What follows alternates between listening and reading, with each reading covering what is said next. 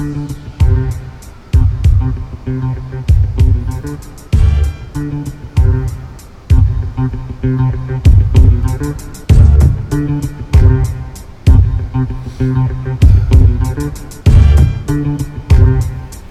we are, Charles, the classic opening music. How are you, There you sir? go. Nice to see you. Nice to see you here on Sunday.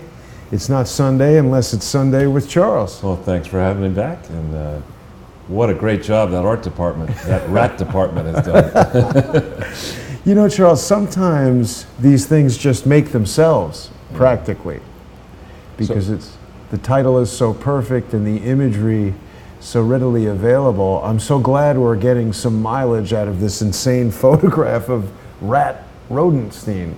Yeah, and this is, you probably may not have read a lot of the James Clavell novels, but when I got out of college in 1978, I had my fill of academic books, and I got lucky, and I was able to spend the summer in London and working for a bank. And in my free time, I said, well, what am I going to read? So I chanced upon this, James Clavell, and I became hooked. I mean, He wrote King Rat? yeah, it's his second book. His first book was Guy. I just looked it up. First book was Guy Jin. It's a series. It's called the Asia Saga, and it's a series about. This is the Changi prison during World War II, where the author was there for 3 years, and it's a story. It was a notoriously rough place. Wow. And it's about life in a prison where the people were eating rats. Yikes. Wish that would happen to this rat. But if your viewers have not acquainted themselves with James Clavell, it's really very entertaining reading. He's not that Louisiana guy who goes with heavy New Orleans accent, who is a real conservative commentator. No. That's James Carvell. Carvell, yeah, that's it. Yeah, Not to be right. confused with Tom Carvell, who's making Who's still Father's dead. Day cakes out of Cookie Puss molds, And he's still dead. out of whale molds and Santa Claus molds. I loved Carvell. I still love Carvell.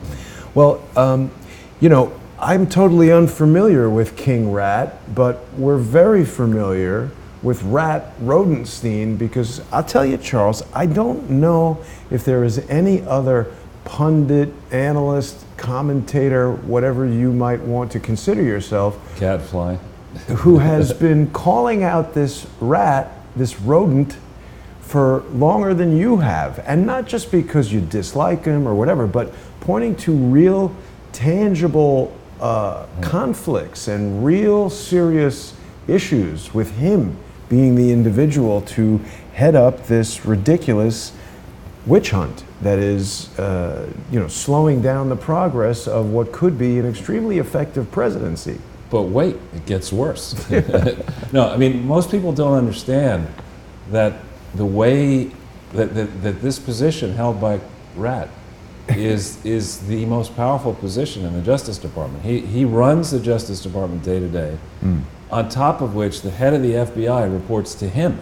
Wow. Not to Sessions. Reports to him. It's strange. We've learned this. Well, and then when you go back into the long history, as I've done, and you realize that what the Clintons did is they figured out, they did not want, once W, was, as Hillary likes to say, selected, they did not want W's people to go after them, and they were very clever in whom they inserted in to various positions, both deputies and clerks and other people. And eventually one of their core allies was the Deputy Attorney General. Then you got Sally Yates, Deputy Attorney General, during this whole messing about process when Hillary was under FBI investigation beginning July 10th, 2015. Sally Yates was Deputy Attorney General. And then when Trump won, and through the period when he was inaugurated, she became the acting Attorney General, Sally Yates. It's very interesting, Charles, because the average person watching the news has no idea how this stuff works. We're learning so much about it in this presidency. And then when we look, and we'll go into this in the presentation, when we look through Rat's record, it's not good. No. It's not. I'm very cynical, generally speaking.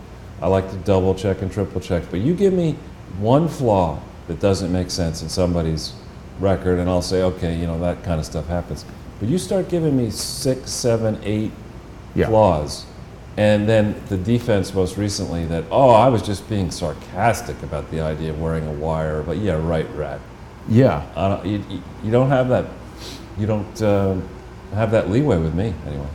Well, it's very strange to me. I saw something that was attributed to Rat Rosenstein saying that he didn't want to respond to the anonymous accusations of the New York Times. But it's funny because the whole entire, 49% of the whole entire country was up in arms over the anonymous op-ed. So, right. Yeah, I think in the case of Donald Trump, in the case of any president, even as much as I dislike the direction that Barack Obama took the country, I was one of the people who would say that he won. He has the right to select. That's what elections are all about. He can select Supreme Court justices. It was aggressive of the Republicans to say, yeah, you selected Merrick Garland, but we're not going to have a hearing. That was aggressive. But that's, do Democrats do things that are aggressive? Yes, they do.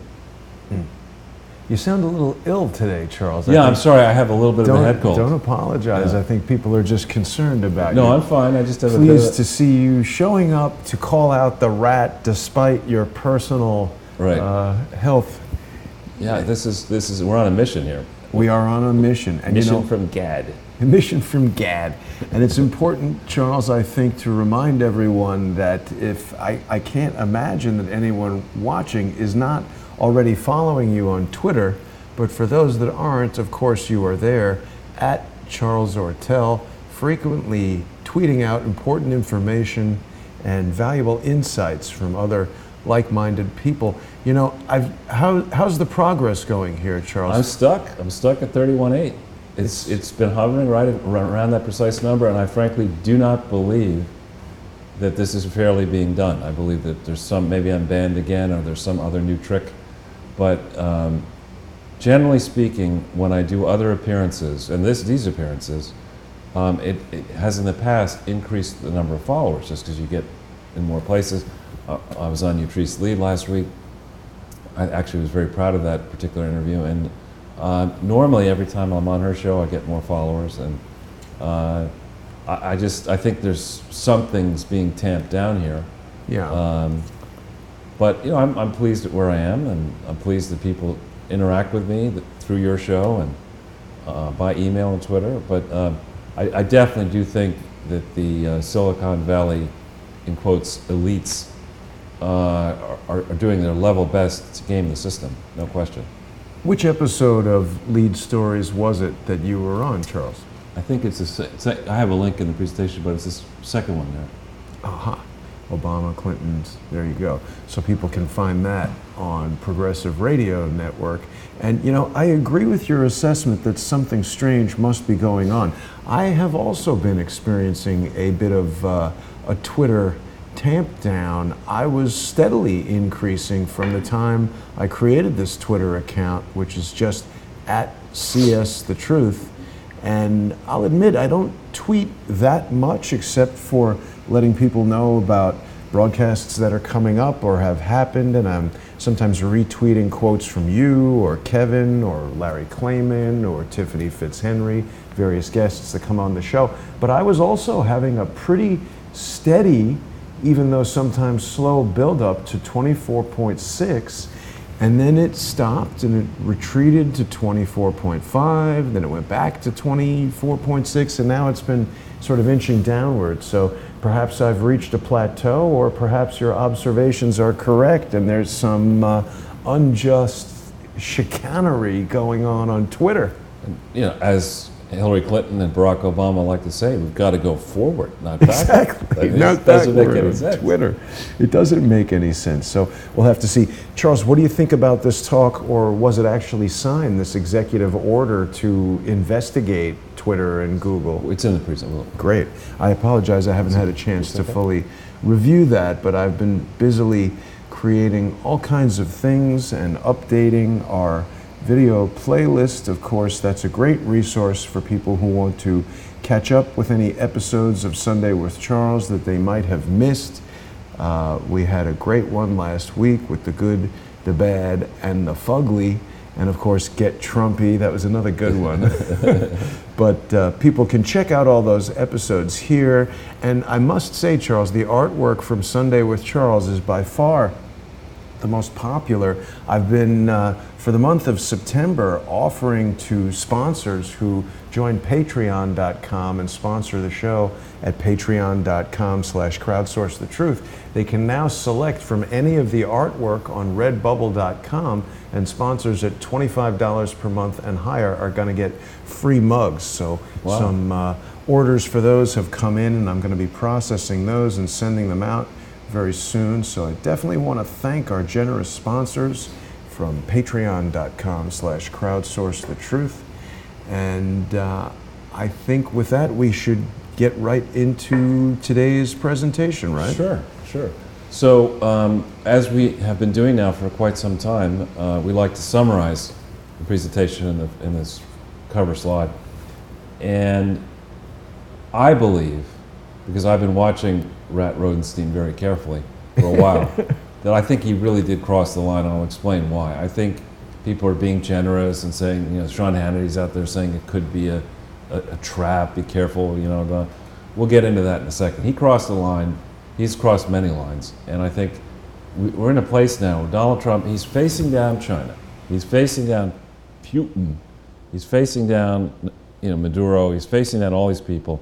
He can face down this little squirmy rat and the people in the Department of Justice and the FBI who are so badly at risk now because I believe the Trump administration and their advisors know very well just how corrupt this whole long period has been, and they're waiting for the appropriate moment. Right now, I guess the Supreme Court is, what, 4-4, and you'll have to get it up to 5-4 majorities. It's very important to get Kavanaugh across the line. If there's any big litigious matter, you want to make sure that the Supreme Court is, you know, settled, and that you know, better than even odds, your position will get across the line.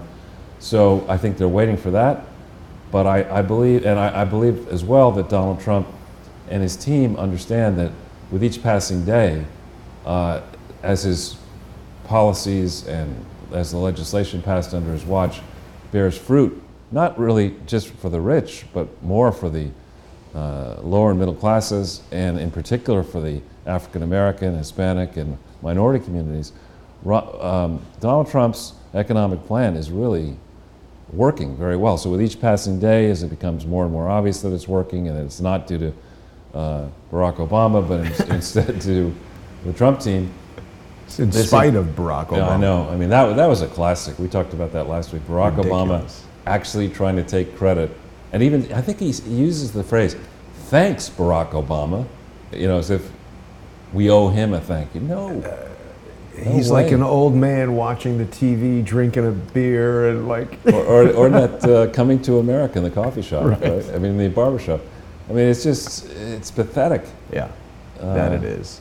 So what we're going to see, what I believe we've been exposing to the viewers, and if you go back, if our viewers go back into this, it'd be interesting to see how far back it was when we started, you know, calling really out. Banging on Rosenstein. Yeah, it's been a while, and I've done it in many different, you know, media formats, print, radio, you know, whatever. You were the first person to sound the alarm for me. I mean, as far as I knew, he was just some guy working for the government, but you pointed out all this stuff he failed to identify with the Clintons, with what, Enron, what was all? Give us a... We got a whole slide. We'll do it. So, Okay. so the point here is that, and we're going to show you that the fix against Donald Trump, the fix was in, I would argue, even before he decided to run. You know, I think that Team Obama and Team Clinton were determined that, you know, a loyal ally would follow Barack Obama. They went down the path. They went so badly into the dirt with his presidency, changing things, allowing, you know, epic corruption to get even bigger in the Clinton Foundation. They absolutely had to make sure that, you know, whoever they selected to win the primaries would actually win, and that didn't happen. And for a portion of the time, I would not be at all surprised that Hillary and her various, you know, advisors, were probably thinking, you know, this Donald Trump, he's a stumble bump. It's great. You know, let him prance around, spend his money. We've got these Access Hollywood tapes. We've got this. We got that. We'll October surprise the hell out of him. In fact, Hillary, you don't need to campaign. You don't need to. Why do that? Just drink Chardonnay, Yeah. Chardonnay and delete emails. Yeah. I mean, go to your favorite liquor vat, climb into it, you know, and then ask your senior advisors, how come I'm not 50 points ahead in the polls? Right. Well, Charles, doesn't the Pied Piper routine seem even better? Because if I'm not mistaken, wasn't the Pied Piper trying to get, oh no, it was snakes, not rats, that were following the Pied Piper, right? I don't remember But that one. perhaps the rats were following, This is and a then Pied- here's yeah. Mr. Rodentstein right Yeah. there. So maybe we could go to the next page and just quickly cover it. We've already done Sounds like something's being demolished outside. the playlist. You know, it could just be thunder. It possibly, yes. It does look like it's becoming overcast. With fall upon us, I've chosen to open the windows. I hope it's not having a it's negative fine. impact on our sound. It's fine. So I notice you're closer to 68,000 subscribers now. Yes. And so for the new subscribers and new viewers, it's very important you understand that what we're trying to do here is different than a standard television show or radio broadcast. First of all, this isn't about me or Jason. It's about us. It's about what we all can do together to change the public discourse, not just simply to get people to talk differently about everything, but to actually get the swamp drained, to put some backbone behind Donald Trump and the people around Donald Trump to say, look, this is not a game. We may not get a chance like this again in the near future. Yeah. So we've got to go, I'm using this, I'll get in trouble for saying it. I don't mean actually shoot to kill, but you've got to go when you've got a chance to win, you've got to win. You can't take extra time to win, and you've got to win decisively. We have to send a clear message to the swamp and to the Clintons and the Bushes and the Obamas and everyone else who thought they could get, and the Rodensteins, that they could get away with this. But no, this is not how we roll in the United States of America. You know, after September 11th, 2001, when the deep state got even more power, and when Americans, frankly, made a big mistake surrendering to this unseeing, you know, wiseocracy or wise-assocracy, you know, supposedly running the deep state, you know, we really went down the wrong path there. I mean, there should have been much more of a vigorous debate, you know, what actually happened on September 11th, what was going on, who's the real threat, why do we still love Saudi Arabia, why did we still love Saudi Arabia back then, and choose, of all places, Afghanistan first, or as I think Barack Obama calls it, Afghanistan. You know, why do we go there? You know, why were we friendly with Pakistan, where, you know, we didn't have the kind of rigorous debate that I think we need. Moreover, I know in my own case, I went to reasonable universities and schools. We didn't study Middle Eastern history. I mean, now I know the difference between Sunni and Shiite, but I mean, I certainly in high school wouldn't even have thought about that or Right. cared to learn. And so to go in and look at the Middle East, which was the cradle of civilization and has an ancient history, and think that you can hip armchair it, you know, the known knowns and unknown, you know, the Donald Rumsfeld crap, to think that it made sense. And I think this is a pox on certain Republicans, to think that it made sense to actually arm Osama bin Laden and his people, which we did do, Yeah.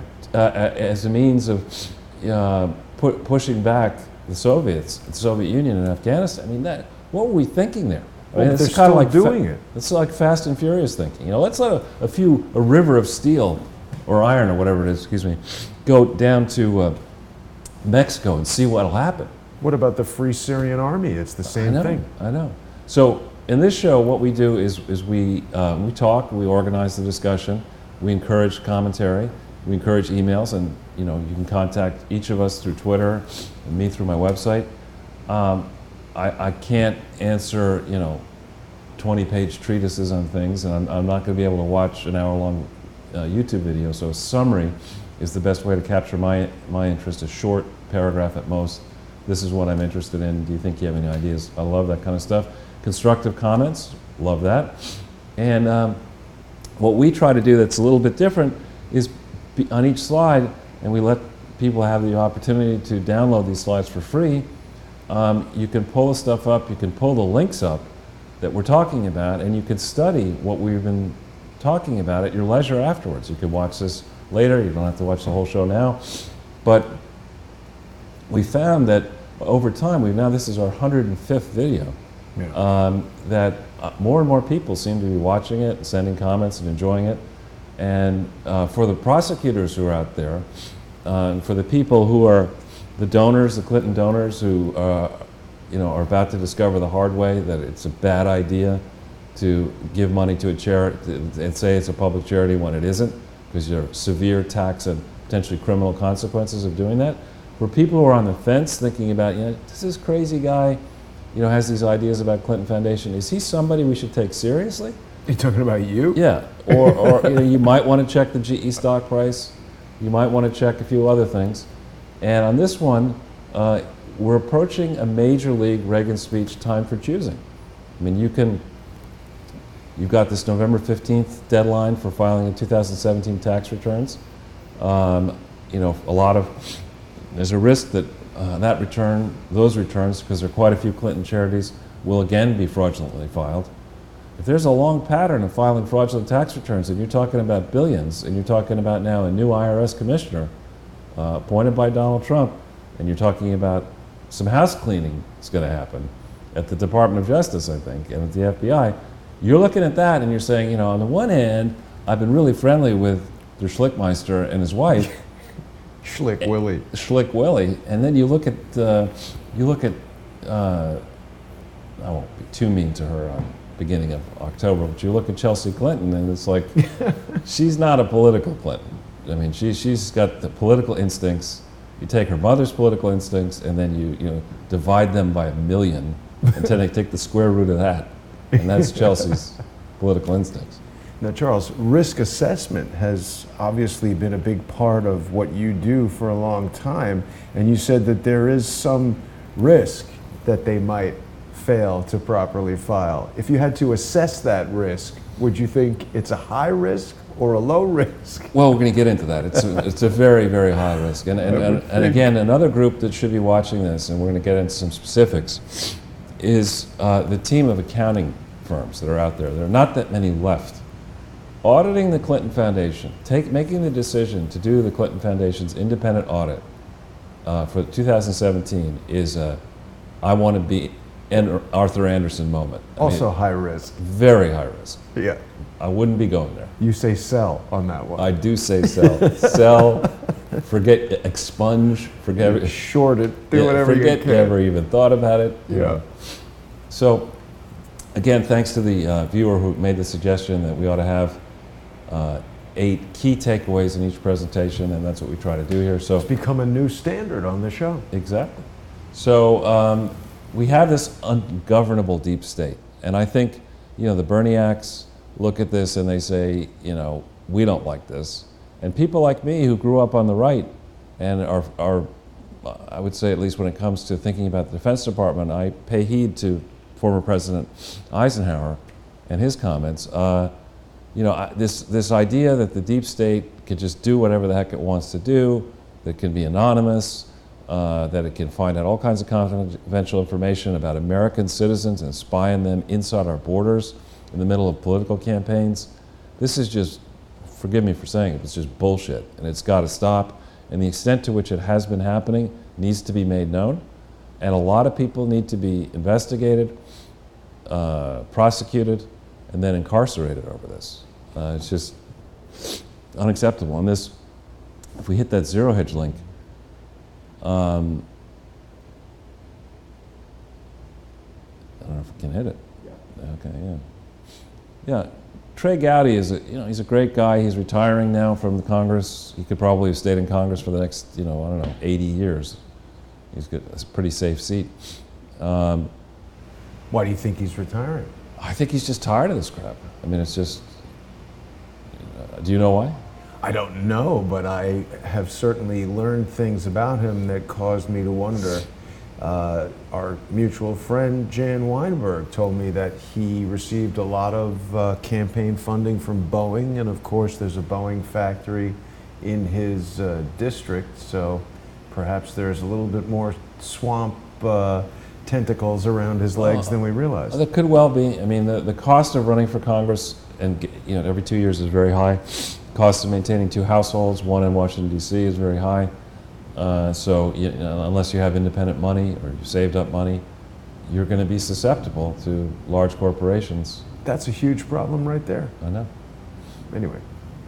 But Gowdy's absolutely right. I mean, the reason we're slow walking these documents is not because they cover Rodentstein and Brennan, Comrade Brennan, and Valerie Jarrett and Barack Obama and Loretta Lynch and everybody else in glory. It's because we're going to see just how bold these people were in actually rigging the Democratic primary, then attempting to rig the general election. Then when they lost that, turning around and trying to topple a duly elected President of the United States under false pretenses. Come on, show us this stuff. Yeah. And the longer they wait to fail to show us, the tougher it's going to be for them. Well, they just lose credibility daily. Yeah. I mean, this guy looks like a Muppet, doesn't he? He does. And he was the top guy, DNI. He's like Muppet, Did evil you spy Muppet. on Americans? Oh. Say again? Not wittingly. Give me a break. It was so ridiculous. It really is comical. But, of course, back to what we got there. So, my big question about the New York Times piece, which made the headline, alleging that Rat Rodentstein early, and we've got a timeline, we're going to talk in the next slide about the actual timeline, but alleging that Rat Rodentstein actually in a meeting suggested that he would wear a wire, or people should wear a wire, and then maybe they should go down a path of invoking the 25th Amendment.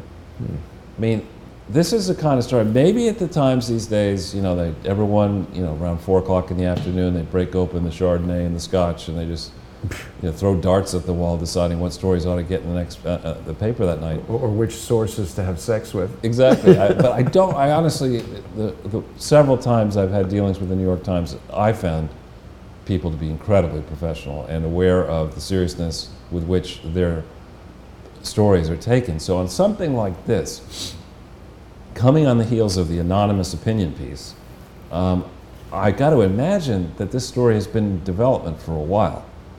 So who vetted this story? Who was the author of the story, by the way? In the Times, you mean, or on the Hill? In the Times. Oh, that's John Bowden. This is the Hill, so we can find that out while you continue to talk about this. And because I saw that the screaming former governor of Vermont on MSNBC earlier today, alleging that the person who wrote the Rosenstein story is also a person who wrote a story that turned out not to be true, raising questions about the Clinton Foundation. Now, let's see if that's true. Well, the other thing that we should point out, Charles, that's an important difference between what we're looking at here and the anonymous op-ed is that this is actually a news story written by Adam Goldman and Michael Schmidt. So for these two known journalists to say that the source is requiring anonymity to avoid, reprisals from the Honorable Rat J. Rodentstein, that's legitimate reporting. You get information from a source, and the notion is we know who these guys are, and they're trusted reporters, ostensibly. That's much different than an anonymous person writing an anonymous piece published as their opinion. I've now confirmed with many respectable journalists, a journalism professor, it's absolutely unheard of for an op-ed to be published anonymously, but perhaps this is more of them trying to confuse the general public.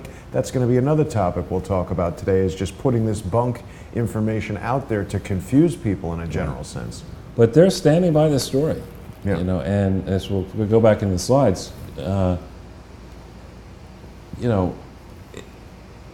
it's very important to understand that in this time frame, Andy McCabe was deputy director or director of the FBI from February 1st, 2016, right up until the beginning of February 2018. Okay, so here's this guy McCabe, a known leaker, to the very, very least, all right, conspiring to install Hillary Clinton as president, right, and then leading the charge with all these other people to bring Trump down, have a contingency plan to bring Trump down.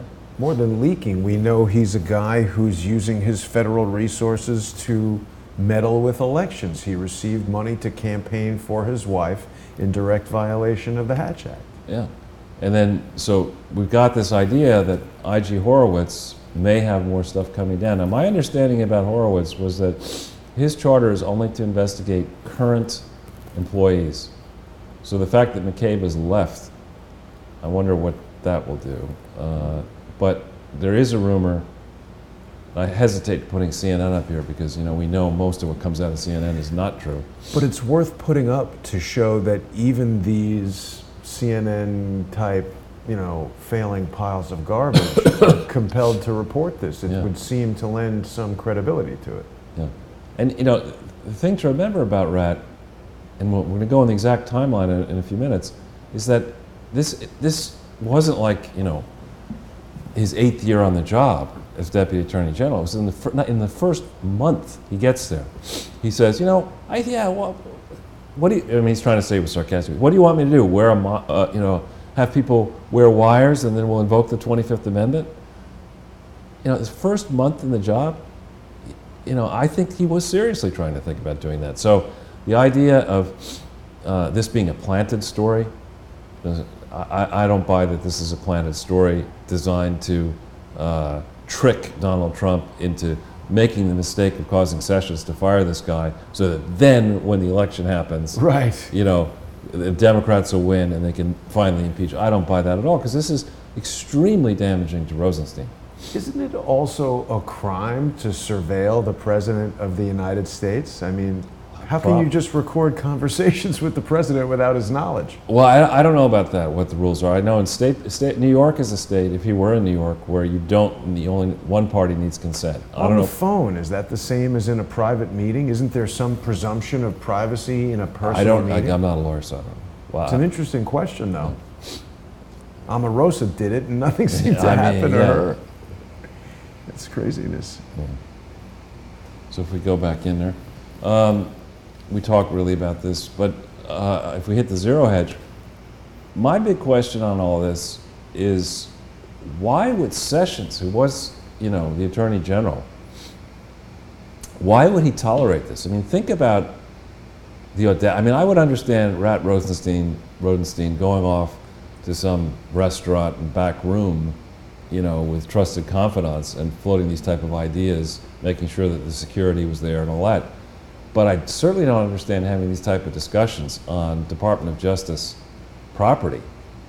I mean, that's kind of bold, thinking that you could do that. And so how many other people were in on these discussions? I mean, to sit there, you know, I doubt there are many more exciting things than the notion that, you know, you're crying in your beer over Donald Trump, you know, being the president, and now these diehard resistance members masquerading as being loyalists, Trump loyalists, you know, are all together and thinking through, you know, devising a realistic plan in their mind to rid America of this scourge. And you're going to have these discussions inside the Department of Justice headquarters? Yeah. I mean, that should tell you just how deep the rot is at the senior levels. I think that James O'Keefe's expose is coming at a very good time. There's quite a lot of these plans floating about. So, you know, whether you, to me, I would be having conversations with Sessions saying, listen, please explain to me. I want to have somebody have a conversation with you about your idea about chain of command and how it works. Okay? You know, what would it take for you to get upset about somebody breaking down the chain of command in the Department of Justice, hypothetically speaking?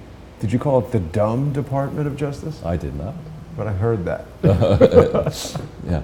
So at a minimum, you know, a discussion with Sessions should get him to a place where enormous pressure gets put on the Rat to be circumscribed from now on. I mean, he should be out. What? Sorry. Sorry, I think he's already had that done. Sorry, it's okay. But he should really be taken offline, in my view. And I don't know who would then oversee Mueller and oversee what Rosenstein was supposed to do and overseeing the FBI. But this behavior is, to put it polite, quixotic. I mean, I certainly wouldn't, in real life and business, if I found out that somebody who would get fire him that day. yeah. that afternoon. You wouldn't even get the Comey treatment, you know, No. if you're on a business trip and No. figure out how to get back yourself. Is this the lingering stench of the DOJ that the president was talking I about? think we'll get into that. We'll get into that. And here you have the great Dershowitz in that Hill piece, saying, with this, Trump's lawyers could in fact get Rosenstein, at the very least, not to be able to do whatever he may have been doing in the past, overseeing this Mueller probe. And you know, Dershowitz is a lot more familiar with all those rules than I am. If he's saying that, I think it's very much worthwhile looking into it. Larry Klayman said similar things, basically refuting what Sean Hannity had suggested, saying that you should definitely fire him. Yeah. So then this is pretty amusing. If you hit that, Zero Hedge was very good today and yesterday. There's this 10,000 word piece in the New York Times. Of course, I won't read one word of it, but it's summarized here. The plot to subvert, it should say an election, unraveling the Russia story so far. At the bottom of the piece, it says, you know, after going through a large number of paragraphs, they've reached a conclusion at the Times that Donald Trump was probably right. There wasn't collusion with Russia to influence the election to favor Trump. You know, so what are we doing with Mueller? What the hell is he doing? Wait. This is in the Times. He is right that no public evidence has emerged showing that his campaign conspired with Russia in the election interference or accepted Russian money. Who said that? New York Times, from the New York Times. Wow.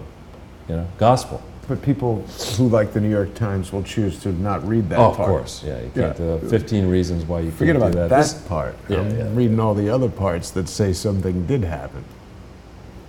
And then, you know, this story is actually shocking, that we now are getting notes where apparently Strzok himself had looked at the evidence and saying, you know, I don't think the FBI was actually, that Russia was meddling to help Donald Trump win. This is in January of 2017. This is a John Solomon piece. So, I mean, if Peter Strzok was saying that in January of 2017, what the hell is going on with this Mueller investigation? You know, and I think what we're going to find out is the reason people were doing all this work and have been doing all this work is Barack Obama and his team. You know, he said, look, I am the word, I am the man. You know, you forget about the Constitution, I interpret the Constitution, I'm telling you to do this. I know things you don't know. I'm the President of the United States. When I say jump, you say how high. And that's, you know, what I think these texts are going to show. Did you ever see the film Groove Tube where Richard Belzer is playing the president? He gives a great speech, and that we'll have to refer to at some point in the future. And then just to finish up, you know, I talk about Hillary Clinton's political instincts, I mean, as if she has any that are good. But, you know, for Hillary Clinton and other people in the wider media to dare to get into a discussion now about what to do with Dr. Ford and all that is beyond insane. Yeah. Oh, yeah. I mean, to have the entire corporate-owned entertainment complex is validly in focus by the Me Too movement.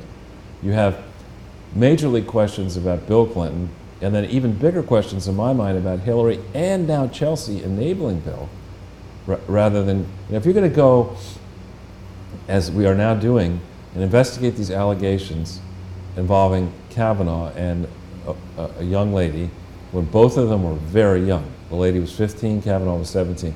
You're going to go and do this 36 years later. Not a single Democratic senator, many senators, have not actually read the depositions and evidence that were available to them before the impeachment trial in the Senate.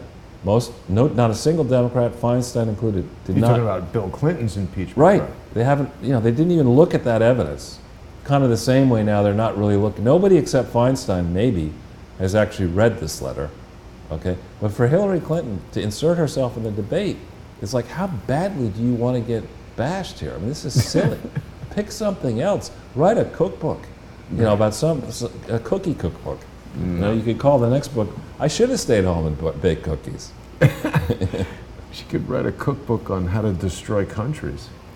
So I said earlier that this is different what we're trying to do here. You in the crowd, we can reach out, all of us, to members of Congress, to pundits, to senators, to other people. Many of them are on Twitter. And when you start sending our videos and your comments around to these people, it begins to get noticed.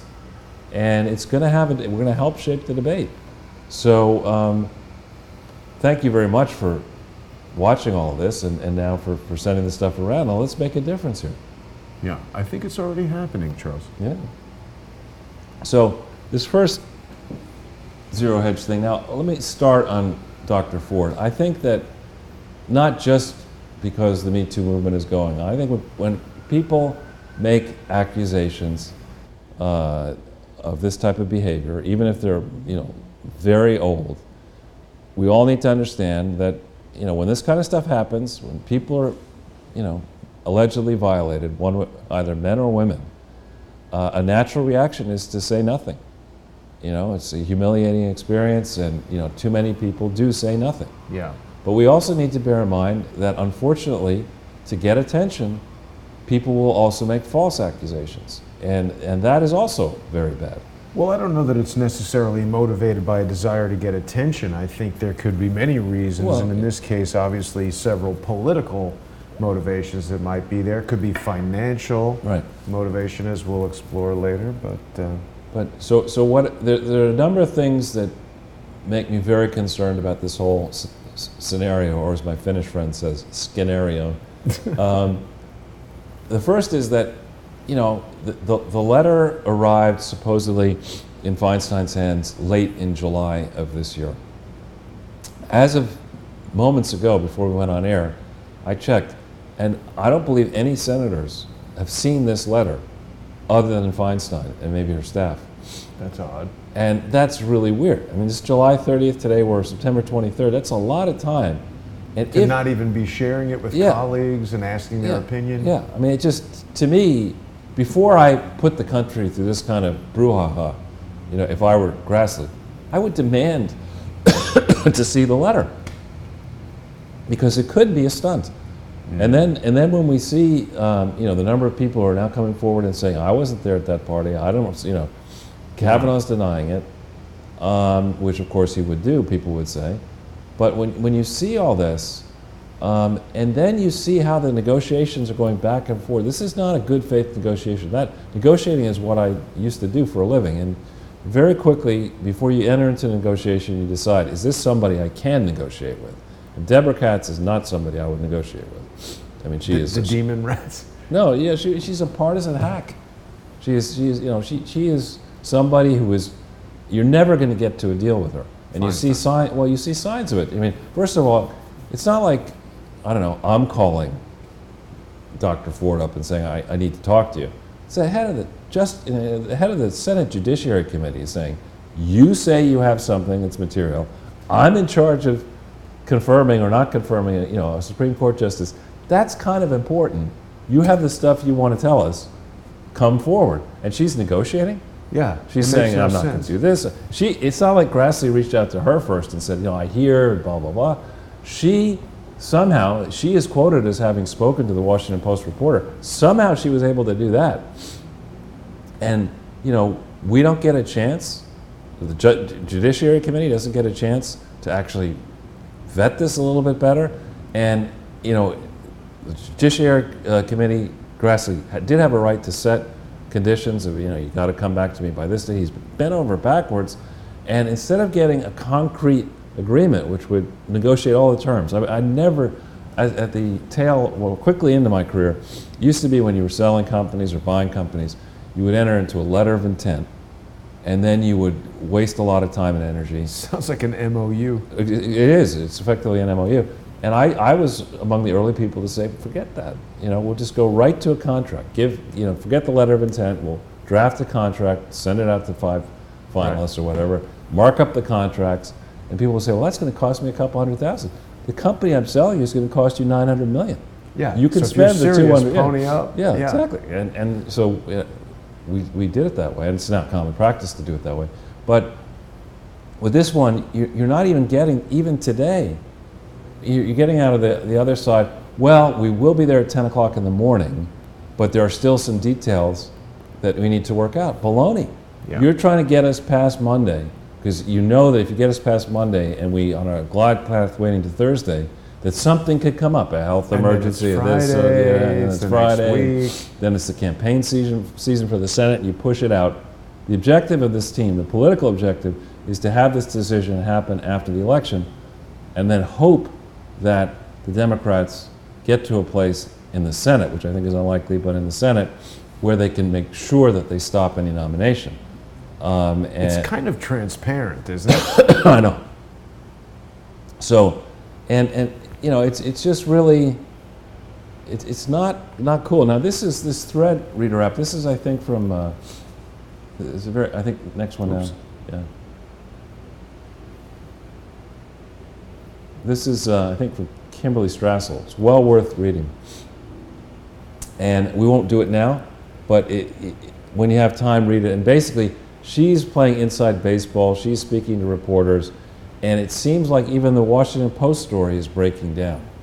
That, you know, how she described it in the Washington Post weeks ago is turning out already to be different. So if her memory is not good enough to get her story straight a couple weeks ago, you know, why are we disrupting the entire Senate and political discourse and, you know, people flying around the world, and, you know, when this doesn't stand up at this level. And it's not like she walked in and said, and it doesn't have to be in public, that she went to somebody and said, on this date, in this house, this happened, you know, in this year. It's not even that specific. And, you know, the chance that you're going to remember, and she's in her 50s, that you're going to remember things precisely 36 years later. Particularly when you were drunk. Yeah, or may have been drunk. I mean, and I'm not saying, you know, when you have allegations, Trump has a point actually, when you have allegations of, you know, violent, possible, you know, actions leading to maybe attempted rape, you know, you would have thought that at least this young lady would talk to somebody about it, and that it might have gotten back to a counselor or a parent or somebody. You would have thought. I don't know that I can agree with that, Charles. I have personally interviewed women who have described a number of circumstances that would not have occurred to me without these conversations that caused them to not want to report. Could be, but still, again, it's the same thing with Rodentstein. If there were one problem with all this, right? Yes, I'd say okay, but it just seems everything's a problem. Yes, I agree with that. Right? And then here, this Paul Sperry has a great thing in the New York Post. You're almost done, yeah. And I think Dianne Feinstein should rot in hell, basically, for her entire recent career with her second husband. She's already started the process. Yeah, I mean, this Richard Blum, her second husband, you know, their family foundation, who the papers are all screwed up. The fact that Blum has, you know, increased his fortune even more when she was a senator, suspicious deals and all that, and then she had a spy in her office. You know, this is the person. You know, I feel so certain that I can trust you with evidence because I read about this Chinese spy who was working in your office for 20 years and you didn't know about it. And I'm going to send this really confidential thing. Make sure it gets to you. We should see if it's written in Chinese. I wonder if they have a, how do you say Christopher Steele in Chinese? I don't know. But it's just, Paul Sperry is a distinguished investigative journalist, does great work, and I think this reeks to hell, the process. Yep. Now, now another thing that reeks to hell is that Dr. Ford recently has added this Michael Bromwich, who's McCabe's lawyer, to her very large team. You know, why does she need such a large team all of a sudden? And why are you using Andrew McCabe's lawyer? Yeah, I mean, it's an excellent question. And you had the question of the crowdfunding thing. Well, right. I think I have that right here. There you go. So, I mean, look at this thing has raised, I don't know if that's the most recent number, 210. No, they say they're no longer accepting. It went over 175. In 4 days. Let's hang on this page for a moment, Sure. Charles, because this is worth looking at. We've seen enough of this GoFundMe shenanigans at this point that we have more than a coincidence, once. How fitting that the first donor was anonymous. Yes, exactly. Exactly what I'm talking about is that we see this pattern, we see it happen once and it's just random. We see it happen twice and it's a coincidence, but we've seen this now 3, 4, 5 times where someone comes up and they start this type of GoFundMe campaign, whatever, where they're trying to raise money for what it is that they're raising money for, and then we get these huge outpourings of, there's much more worthy causes of sick and dying children and all kinds of things that are not able to raise $209,000 in 4 days. I mean, I've had friends literally with like babies with cancer that go on here and struggle to get to 20,000. Now, granted, this woman is in the national news. Sorry, I should correct myself. This is not the woman. This is Heidi. You see it, sir? Heidi Feldman is her name. So why is she raising money on behalf of the Ford family? How do we know who she is? Why? It's down here, down below it says. It just seems to me very strange. I'm a professor of law at Georgetown University. Wow. Oh, really? Well, no way she's deep state. I just think that when we see these explosively funded GoFundMe campaigns, it is a screaming, burning red flag with a klaxon and everything that this reeks of a way to secretly fund some sort of campaign through anonymous users, through fake users. Even if there's a name and a photograph here, we don't know if that's a sock puppet account that someone's made to get on this GoFundMe. And we've seen it with McCabe, we've seen it with Strzok, we've seen it here. There was a very bizarre uptick in funding when George Webb got involved with Robin Gritz. I don't know what's going on there. Yep. But it's not even necessarily to say that the person whose campaign it is complicit, but it's a very interesting way to raise $200,000 in 4 days. Very much. So, yeah. Quite bizarre. So go back in then.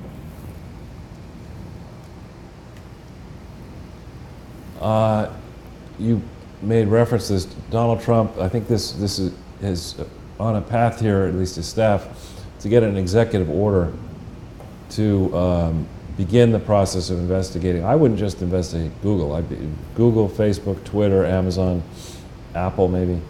Yeah. What most people don't understand, and I'm one of them, the fine details of just how much value you're giving away by using Facebook, by using Twitter, by using Google, and then how much information these players can glean from reading your emails and knowing your cell phone traffic and knowing who you interact with and know your buying preferences. I mean, you're giving away an amazing amount for getting much less value back. And meanwhile, the people who own these big companies, I got no problem with somebody becoming a trillionaire, but there ought to be a fair exchange of information when you get to that point. In other words, there is always going to be a market for, ice cream candy, or just, what do they call it? The stuff that, cotton candy. Yeah. You look at that as spun sugar, and it's, probably costs next to nothing, and it's horrible for you. Yeah. And people in the Coney Island or wherever, they're going to sell it for big bucks. People understand you're getting taken advantage. You go into a movie theater, you understand a popcorn's going to be 10 times as much as it should be. But in an area like this, where a limited number of people have now in a short period of time made mega fortunes, there ought to be a better examination by the users. Users ought to be told, look, you can use my product over here, but depending on how much you use it, if you spend an hour a day on this, or 30 minutes a day on it, 5 minutes a day on this, I will make, $2 million off of that, and you're getting something for free. You happy with that? And by going through that, there would be more and more competition. People would say, well, geez, if that's the deal, how much does it cost to create this thing? Right. Maybe instead of an Amazon, which has tried to do everything to everybody, maybe you do more and more focused. I mean, if you're just going to use Federal Express and the U.S. Postal System, anybody can use Federal Express and the U.S. Postal System, maybe not in the same terms, but anybody can use those people. and there's these buying cooperatives, et cetera. Maybe if you had more focused mini Amazons going after areas, that you'd have prices would get lower and lower, and you wouldn't have Bezos on track to be a trillionaire off the backs of everybody else, now snapping up media concerns, getting into deals with the CIA, and I think it's way out of balance, and the reason it has remained out of balance is because the money behind Silicon Valley and the money behind the hedge fund people are the same people who are financing campaigns in the main. I mean, Donald Trump is the first person who's won the presidency not really beholden to anybody. There's something else going on that kind of bothers me, because in the case of Facebook, Twitter, YouTube, etc., these are technologies that when they came out, people didn't really understand what their ultimate capability would be or necessarily even start using them. And then by the time they were taking hold in the kind of public consciousness, they were already sort of well along their way to, like, what YouTube has created is incredibly difficult at this point, and Amazon as well, for a competitor to come up and compete with. And I think that these guys in many ways are using the kind of Rockefeller model, where they've put all the competition out of business and made such a huge barrier to entry now that in addition to this trade-off of what are you guys doing with my personal information, it's sort of like, what are you ultimately going to do with this? I think most of the people driving for Uber right now don't realize that their work is enriching Uber to the extent that in a year or two, human drivers are likely to be fired, and they're helping them build a business that will ultimately collapse that profession. So there needs to be more openness about the whole entire process, and the fact that, hey, it's great that you're able to watch all these videos for free, but what's going to happen in a year or 10 years or whatever is that we're going to control what you get to watch. So people might have a different attitude about stuff being free if they knew that the party wasn't going to last forever. Look at what happened to Alex Jones. Right, exactly. Totally kicked off of social media. Now, in the good news department, Michael Moore's latest documentary, Fahrenheit 11/9, I think it is. So you mean not the Michael Moore formerly known as Thomas Paine? No, the big, overfed, fat, liberal filmmaker. Corrupt abuser of his staff, that guy, yeah. Is he an abuser Well, of that's staff? what's alleged, that he's nasty to his... Anyway, that film just did not do so well. Oh, did it come out already? Yeah. Fahrenheit 11/9 tanks with $3 million. Barely pays his food bill. Well, it's actually pretty good for a documentary. That's an unfair comparison, I have to say, for The Hollywood Reporter, and that's strange that they would do that. I mean, Michael Moore, I do believe, holds the title for best financial performance of a documentary ever. But documentaries generally do not remotely compete with narrative drama, so I'm curious if that's really a tanking. I bow to your expertise. But they were expecting to get 5 to 6 million. Oh, then that's bad. Oh, it is a pretty wide release. Almost 2,000 theaters. Yeah, he's reshaped the face of documentaries from the standpoint of, traditionally they would never have a wide release like that. So, I do give him credit actually for Roger and Me on General Motors. He's done some good films. But like all these people, you have the experience of living in Hollywood. I will not have that experience. But the people who go there, it's like moving to Washington D.C. I mean, you're going to get covered in the swamp. You're going to get covered in the glitz out in Hollywood. That's how people roll. You are what you drive in Hollywood. Yeah. I had a hybrid. Did you really? Yeah. But now, another thing that's sort of cheering my heart, we're going to get into this in some depth, is that the Barack Obama Foundation is getting severely slapped around by Chicago. And this is the thing you were referring to. Utrice Lead has been wonderful to me, and we've been dogging this story now since May of 2016, the Clinton Foundation, a foundation fraud. But this is a very wide-ranging discussion we had last week, talking about first the Obama Foundation, then the Clinton Foundation, then more generally about educational frauds. And I guess she's got some she's got 1 million downloads. Wow, that's a lot. She's been doing this for a while. Yeah. She's a wonderful person, absolutely wonderful person. And you know, I love the fact, this is another reason why I'm suspicious of my Twitter account being curtailed, because I'm very active on progressive radio. Right, I'm also outside your normal audience. Well, but I mean, a lot of this. You know, Yeah. I've been on this, I don't know, maybe 100 times, and all sorts of different countries, and bless you, conservatives, you know, Fox and One American News, and Boy, it's like sick day today, Chuck. yeah. I hope that's not me. No, it's not. Yeah. Unless you've become a cat. No, as far as I know. So if we go back to the,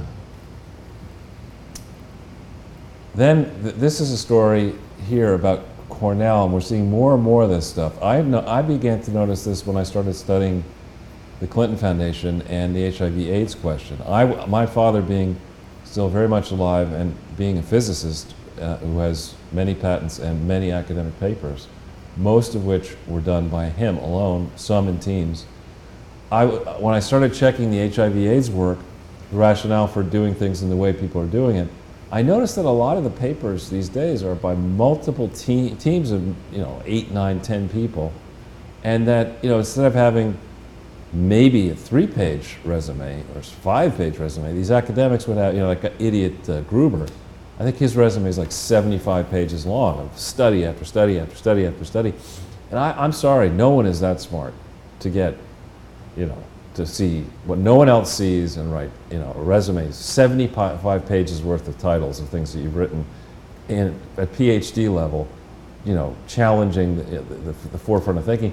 And more we're seeing now, this is a Cornell University professor's research is retracted, and Cornell can't vouch for their legitimacy. We're seeing more and more of this, and we should see more and more of this. This idea, people joke, I think it was one of the Rolling Stones joked and got in a lot of trouble, so I'm not suggesting this, but the Rolling Stone guy suggested that, marriage should come not with a lifetime marriage license, it should be a 10-year subject to renewal kind of thing. He got in a lot of trouble for that one. Wow. But I don't believe in lifetime tenure for academia anymore. I think that's ridiculous. I wouldn't mind 5 or 10 years, something like that, but you absolutely should have to be engaged, and you can't, just because you're older, you're 70 now or 75, you're a lion of Yale or Harvard or whatever, so you shouldn't be immune to discipline. No. And that's exactly how we end up with this intolerant, nest of vipers in these endowed elite universities. That's going to be a project we'll take after we get done with the Clintons. That guy was intolerant viper studying pretzels and chips. Exactly. What the hell is that? Yeah, I mean, other papers were what? He was signed up to test pizza, be paid to test pizza.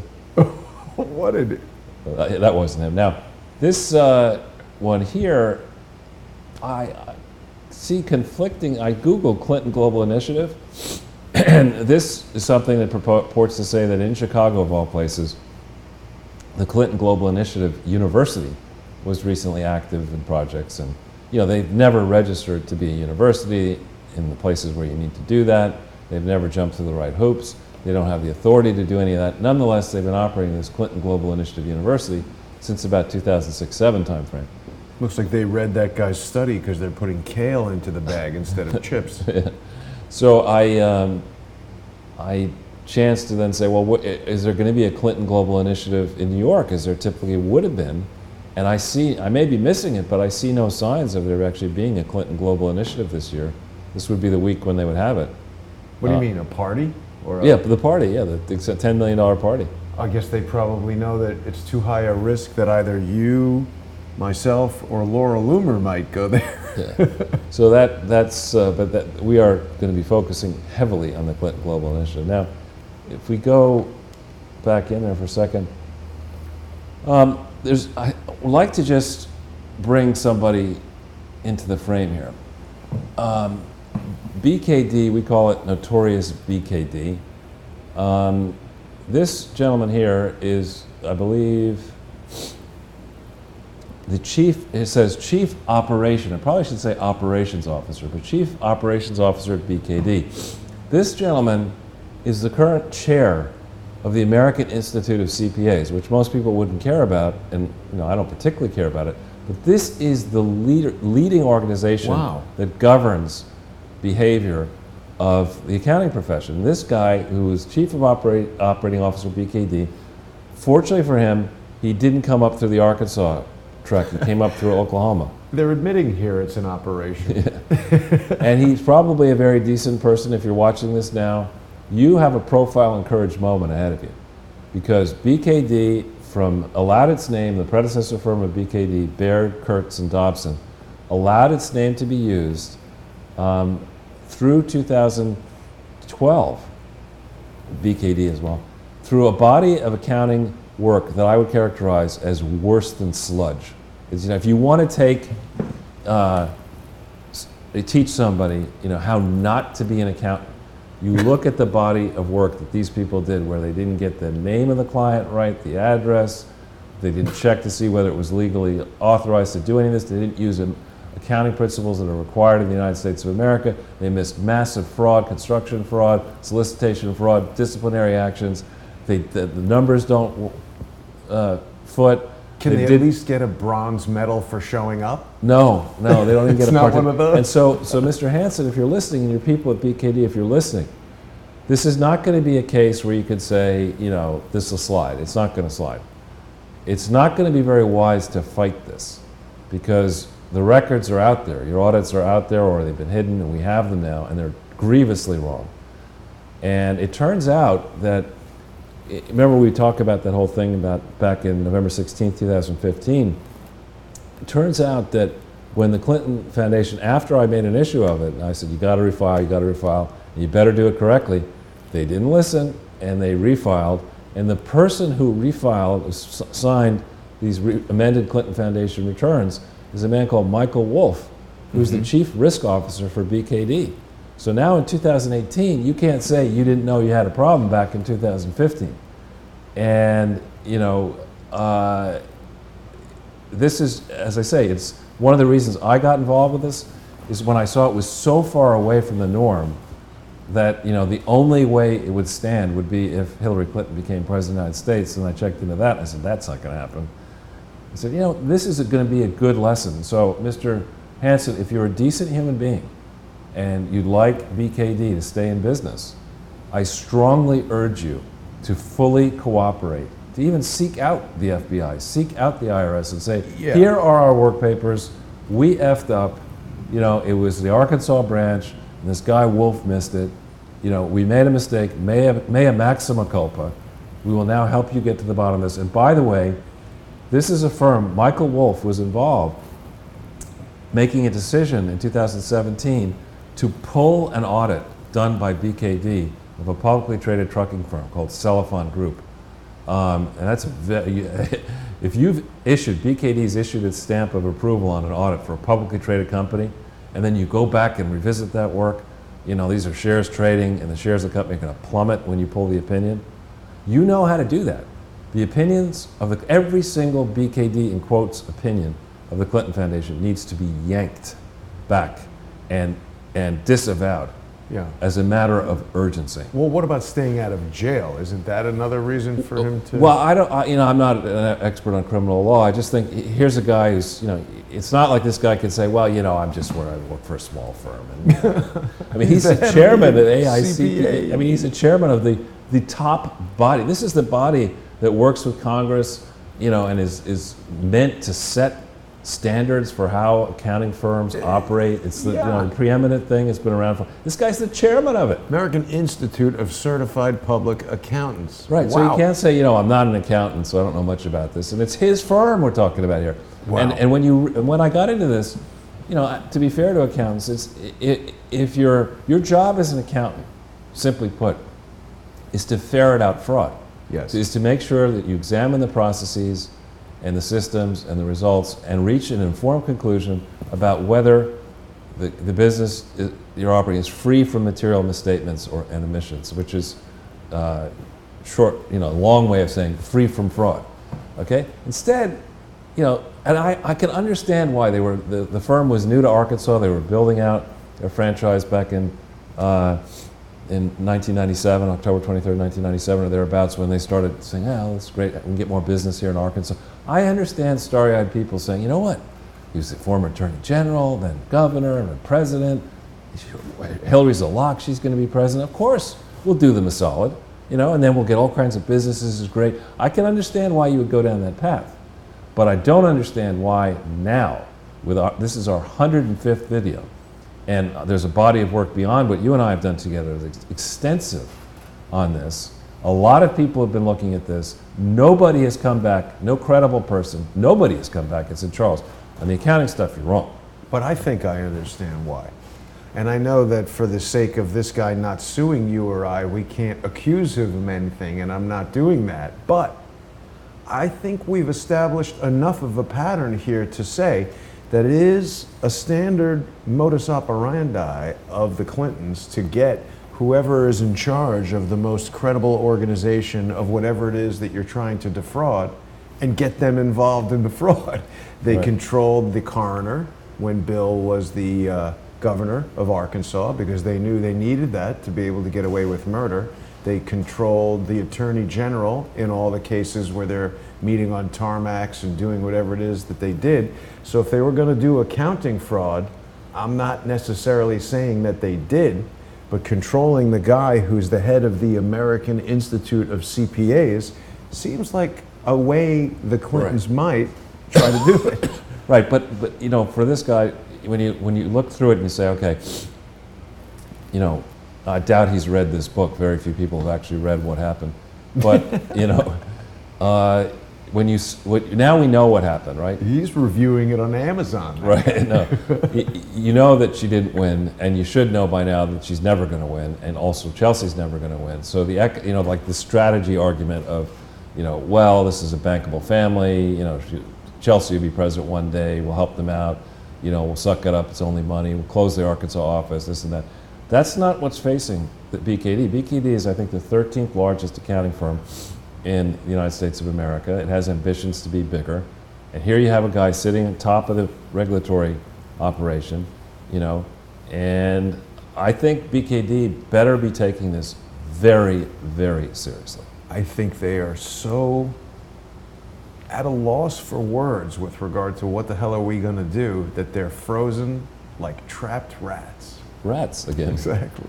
So here we have this question: why did Dr. Ford send her letter to the congressperson and not directly to?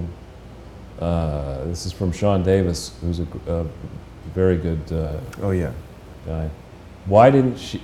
Why did she send the letter to Anna G. Eschew? Why'd she send it to Anna and not direct to her own senator? Eschew, is that a real last name, or are they just trying to eschew any official investigation? But if this guy and the Federalist are on this, there's a big story coming here. Mm-hmm. Well, give us a little more insight into exactly what he's talking about here. Well, if what you are trying to do is to actually, the question is, what are the real goals here of this assault? Are you trying to put a miscreant in, you know, if you believe the allegations against, if you believe the allegations against Brett Kavanaugh are true, are you trying to get him and see justice done, or are you trying to cast a cloud on the election process here, and, you know, tip the scales in the midterm elections here, tripping the Republicans into a place where they will demolish, as Anita Hill was demolished by our inspector, this lady, and then all the money around the Democrats will run ads saying, you know, yeah, you didn't listen to us in 2016, the Republicans are the party of Trump, Trump's an abuser, this guy's an abuser. We're going down that track record, I mean, that track. Yeah. And I think, you know, yes, you have to believe, you have to, I wouldn't say you have to believe, I think you have to entertain all complaints. Yes. Entertain them. You're not obligated to believe all complaints. That's important. And we can't allow this Me Too movement to supersede the concept that everyone should be considered innocent until proven guilty of any crime. We can't empower people for a particular type of crime to just be able to accuse someone of something and have them be convicted and have their... That's the biggest problem to me here, is that we don't yet know if this Kavanaugh guy did this or didn't do it, but yet he's already suffering the consequences of reputation destruction, etc., that a conviction would bring. So I just don't understand why people aren't more concerned about these types of things. Right. So if we go back into the slides, actually go into the next page, we've done some of this before, so we're going to go through it pretty quickly. It turns out that Peter Strzok actually opened an investigation, into a counterintelligence FBI investigation, on July 21st, 2016. Okay, so that's weeks after Strzok had cleared with Comey Hillary Clinton. Suddenly Strzok is on the team, opening up, with all animus that he has and Page has against Trump, opening up this counterintelligence investigation. He's dumbstruck. And you know, this is a very lengthy piece of work by ABC News. People can read it at their time frame, at their own time. But if we can just go back into, and I'd like, Jason, if we could not, I'll tell you which would come up, just because I'm trying to keep it to time. Then I checked this. I wanted to be very certain as to when people were. So Trump announced that he's going to nominate Sessions as Attorney General on the 18th of November. Okay, and on the 20th, disappointing, I think, Rudy Giuliani actually. On the 20th of January, Lynch resigns and she's replaced by Sally Yates. Then Sally Yates gets fired and she's replaced by Dana Boente. Now, Dana Boente had been the U.S. Attorney in Eastern Virginia, where there were matters ongoing involving McAuliffe, involving possibly the Clinton Foundation. And so I can't tell yet whether this Dana Boente is a white hat or a black hat. He's currently the general counsel, I think, for the FBI. Then on the 31st of January, Trump announces his decision to nominate Rosenstein. Now, I would like to know why. Who in the hell put Rosenstein's name forward? I want to know that. Because you look here, on the 8th of February, Sessions, who had been a sitting senator, right, and then would have had the benefit of, when you're a sitting senator, typically senators are nice to you and they give you, not in his case. Close vote, 52 yes, 47 no. And Manchin was the only Democrat who supported. Okay? Wow. So he comes in on the 9th of February 2017. Okay? And what the hell was Sessions doing from that moment forward on this Russian collusion? Yeah, but on the Russian before, he was then supervising, you know, as the top dog, would have been supervising the counterintelligence, or would have had purview anyway, of the counterintelligence investigation begun by Strzok. He would have known about it anyway. And so, what was going on in this early time frame with Jeff Sessions? And who put Jeff Sessions forward? I mean, who was pushing for Sessions as opposed to Giuliani? Well, Sessions supported Trump early on. Fine, but I mean, we see how, you know, there are plenty of people who will support you early on. Yeah. Doesn't mean you make them Attorney General of the United States. I mean, now I think the theory was that Sessions would get across because he had been in the Senate. Then now this is the first inkling for me. Yes. Here, the Senate confirms Rosenstein 94-6. It's a landslide. As opposed to 52 to 47. And what does that tell you? That tells you that Democrats wanted Rodentstein in there. Now, why by the 25th of April? You know, this plot to get Trump had begun, I would argue, before the, by the 21st of July, 2016, and certainly was magnified when,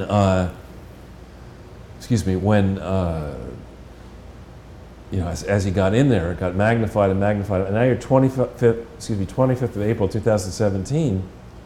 Suddenly Rosenstein's in there, and I believe before, I'm not sure the exact date when this meeting occurred. Was it after 9 May? But it was definitely before 17 May. Somewhere in here, Rosenstein makes these remarks, which we're now trying to figure out if they're sarcastic or not sarcastic in this time frame here. And he's only been on the job, this top job, for a very short period of time. Now, you know, it takes a certain amount of guts. You look at it, you say, well, George W. Bush, would people mouth off, or George H.W. Bush, would they mouth off to him probably, or some weak Jimmy Carter or something like that.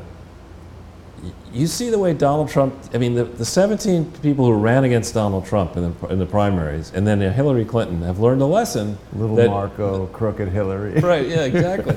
That, you don't throw shade in public at Donald Trump and think that there's not going to be some return fire coming back at you. So how does Rat have the gall to be holding meetings in the Department of Justice, talking about wires and invoking the 25th? He hasn't even been on the job for a month yet. Well, and as you talk about it, it's good because it's drilling into my mind how it is just one element in a huge array of evidence that seems to indicate, even if he was joking, he's the Deputy Attorney General. Isn't that kind of close to him making a joke about assassinating the president? Isn't that something that a guy like that probably shouldn't be saying? And if he's so cautious, I mean, he's a guy who's a Wharton MBA, Harvard Law School, career Justice Department type. If you're so cautious, you start talking like that in an open meeting, were you trying to curry favor with the resistance people? McCabe was still there at this point. I think this whole timeline, needs to be gone back over, and the whole question of how, who put Rosenstein forward, and then we have to ask, in view of all the conflicts. Back on the 21st of July 2016, when Obama was still president, did they think about appointing a special counsel then? And if not, why not? Right? Because the question of can the Justice Department investigate itself, on this Russian collusion, given its failures, I would argue, we'll go through some of them. That's a fair question back on July 21st, 2016. So if you didn't give it any thought whatsoever, but immediately decided as Rat that we've got to do this, I like to see both sets of papers, or somebody who is entitled to see. I'd like to see and contrast and compare the approach. It was probably, the big cheese, B-Rock, wants this done, so we're just going to do it. Paperwork, it's like audits. Don't need that. But we should be able to compare and contrast, and the public should see this. So, a few more things on Rat. Next page. Now, these are just 8. I told you before I'll give you 1. I might give somebody 2 questions. Here's 8 troubling things about Rosenstein, okay? And this, I won't pull the links up because I'm mindful of the time here, and I want to get into some considerable depth on the Obama Foundation. In his resume, this is Patrick Howley at Big League Politics, who's a good guy. He wrote a piece earlier on saying that Rosenstein really failed to explain his role, and fails to this day to explain his role, ultimately clearing Hillary Clinton in Travelgate. That's huge. Now, travel is an area like charity fraud, where if you want to pay people off, you can do a hell of a lot of that with travel. You got a crooked travel agent.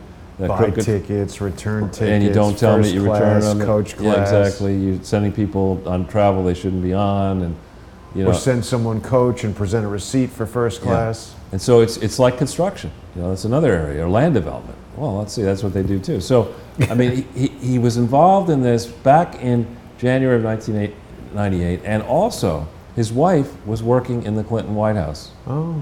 And again, I when I was married, my ex-wife worked for a while.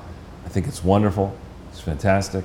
But I don't think the rules are really thought through carefully enough about conflicts of interest. When you have a spouse who may be involved multiple ways, actually working, and then maybe in charities and other ways, getting favors, and benefits, I don't think the rules correctly trap enough. That's obvious. The Clinton Foundation is an obvious case of that, right? It still hasn't.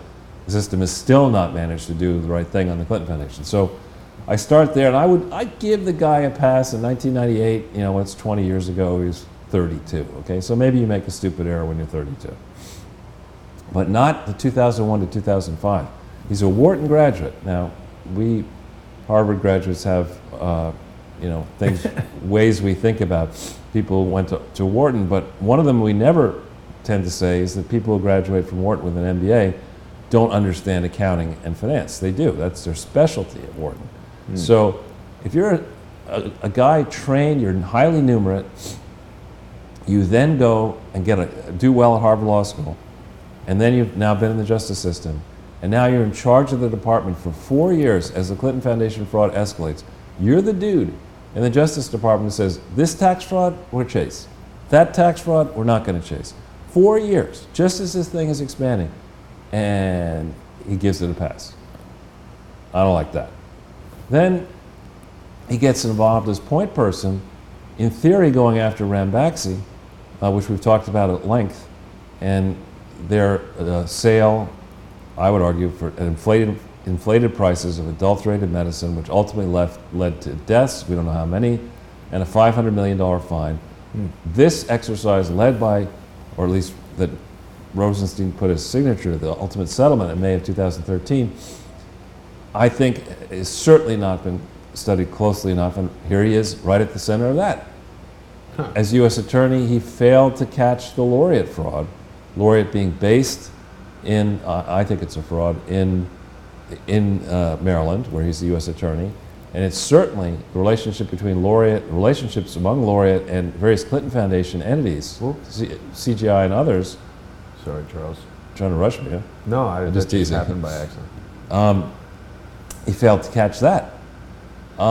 We have this whole issue about, and this is one I would hit here, this whole issue about William D. Campbell and people bragging about 10 spies assigned to Clinton. What? Yeah. This is chatter coming out of Russia, for people who understand Russia, that there was an intense Russian-led effort to take advantage of the weak security practices of the Clintons, the Clinton Foundation, then her Secretary of State, et cetera. And, here's Rosenstein involved. That William D. Campbell case, I believe, coursed through his district, Rosenstein's district. So he's involved with that. And also, some people who are one, I won't say who it is, but one of the world's experts on money laundering says it is a well-known fact that the port of Baltimore is, a smuggler's paradise. Why is that? Well, Baltimore is barely a city under control of the police, and it's a big port.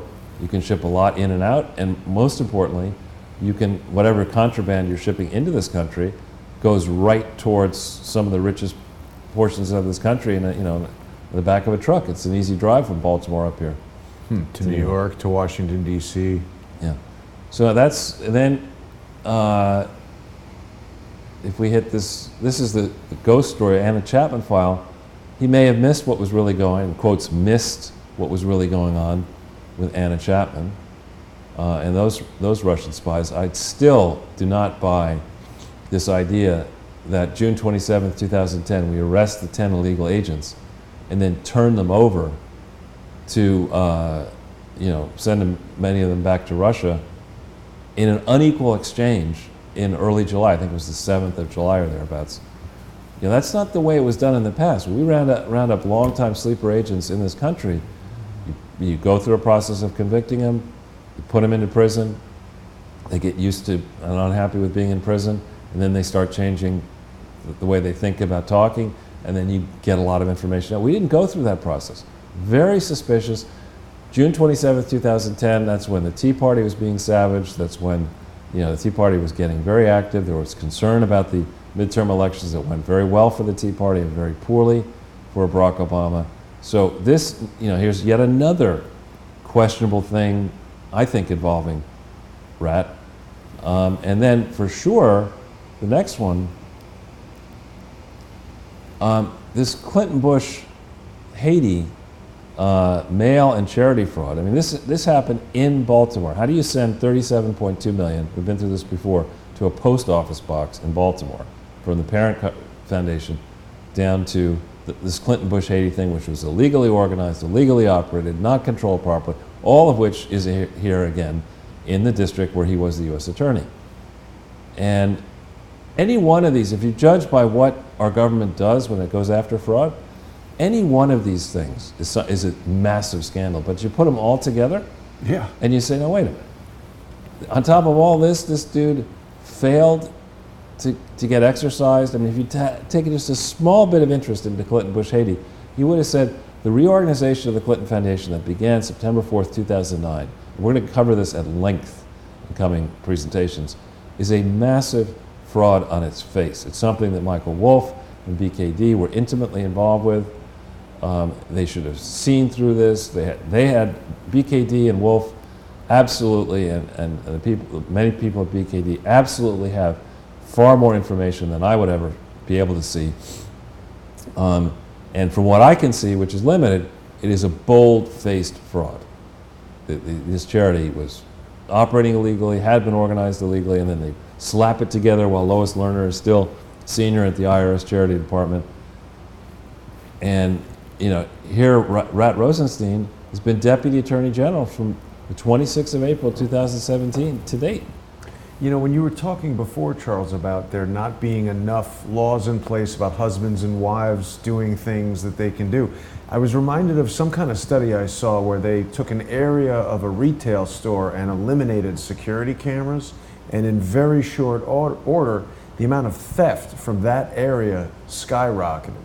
So it does seem that criminals have a way of finding the weakest area of protection and going to it. Right. So that in and of itself makes it an area to investigate. Absolutely, because this whole two for the price of one stuff is very extended families, very dangerous stuff, and I don't think the laws are remotely and regulatory apparatus is tight enough to get this. So if we go to the next page.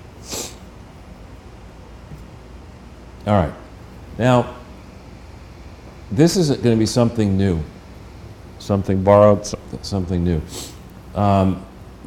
We got into a little bit of this with Utrice Lead last week. And here what I'm doing is a quick contrast between the Clinton Foundation and the Obama Foundation. These are the main employer identification numbers. This is for the Clinton Foundation, and this is for this new CHI.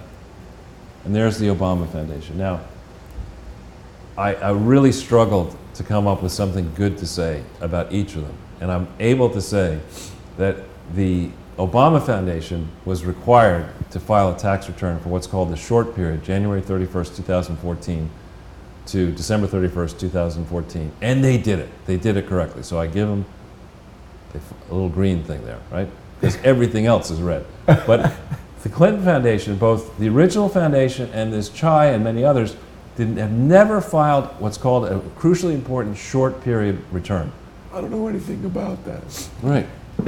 And they never, and without that, that's very serious, because in this first short period, that's part of the 5-year period where you're trying to do a lot of complex arithmetic, Yeah. to determine whether this should be a public foundation where you get your donors individual donors can get 50% of their income right off, versus a private foundation where they can only get 30. So this is not an academic small thing. It's a meaningful calculation, purposefully done incorrectly, and never fixed by the Clinton Foundation or CHI. The mission of the Clinton Foundation is, as required, its statement of purposes is specific, but unfortunately the Articles of Incorporation are contradictory.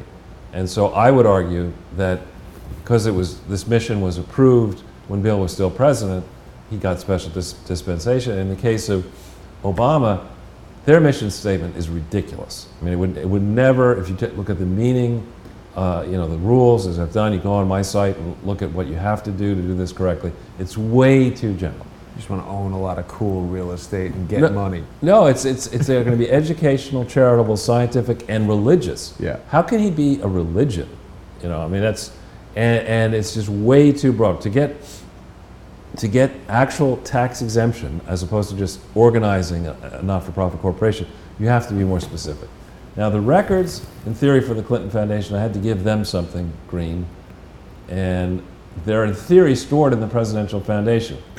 In theory. We don't really know yet. But in the case of the Obama Foundation, from 14, 15, and 16, they went out there and they said, we're going to set up a presidential foundation. We're going to put those records in that building that we're building.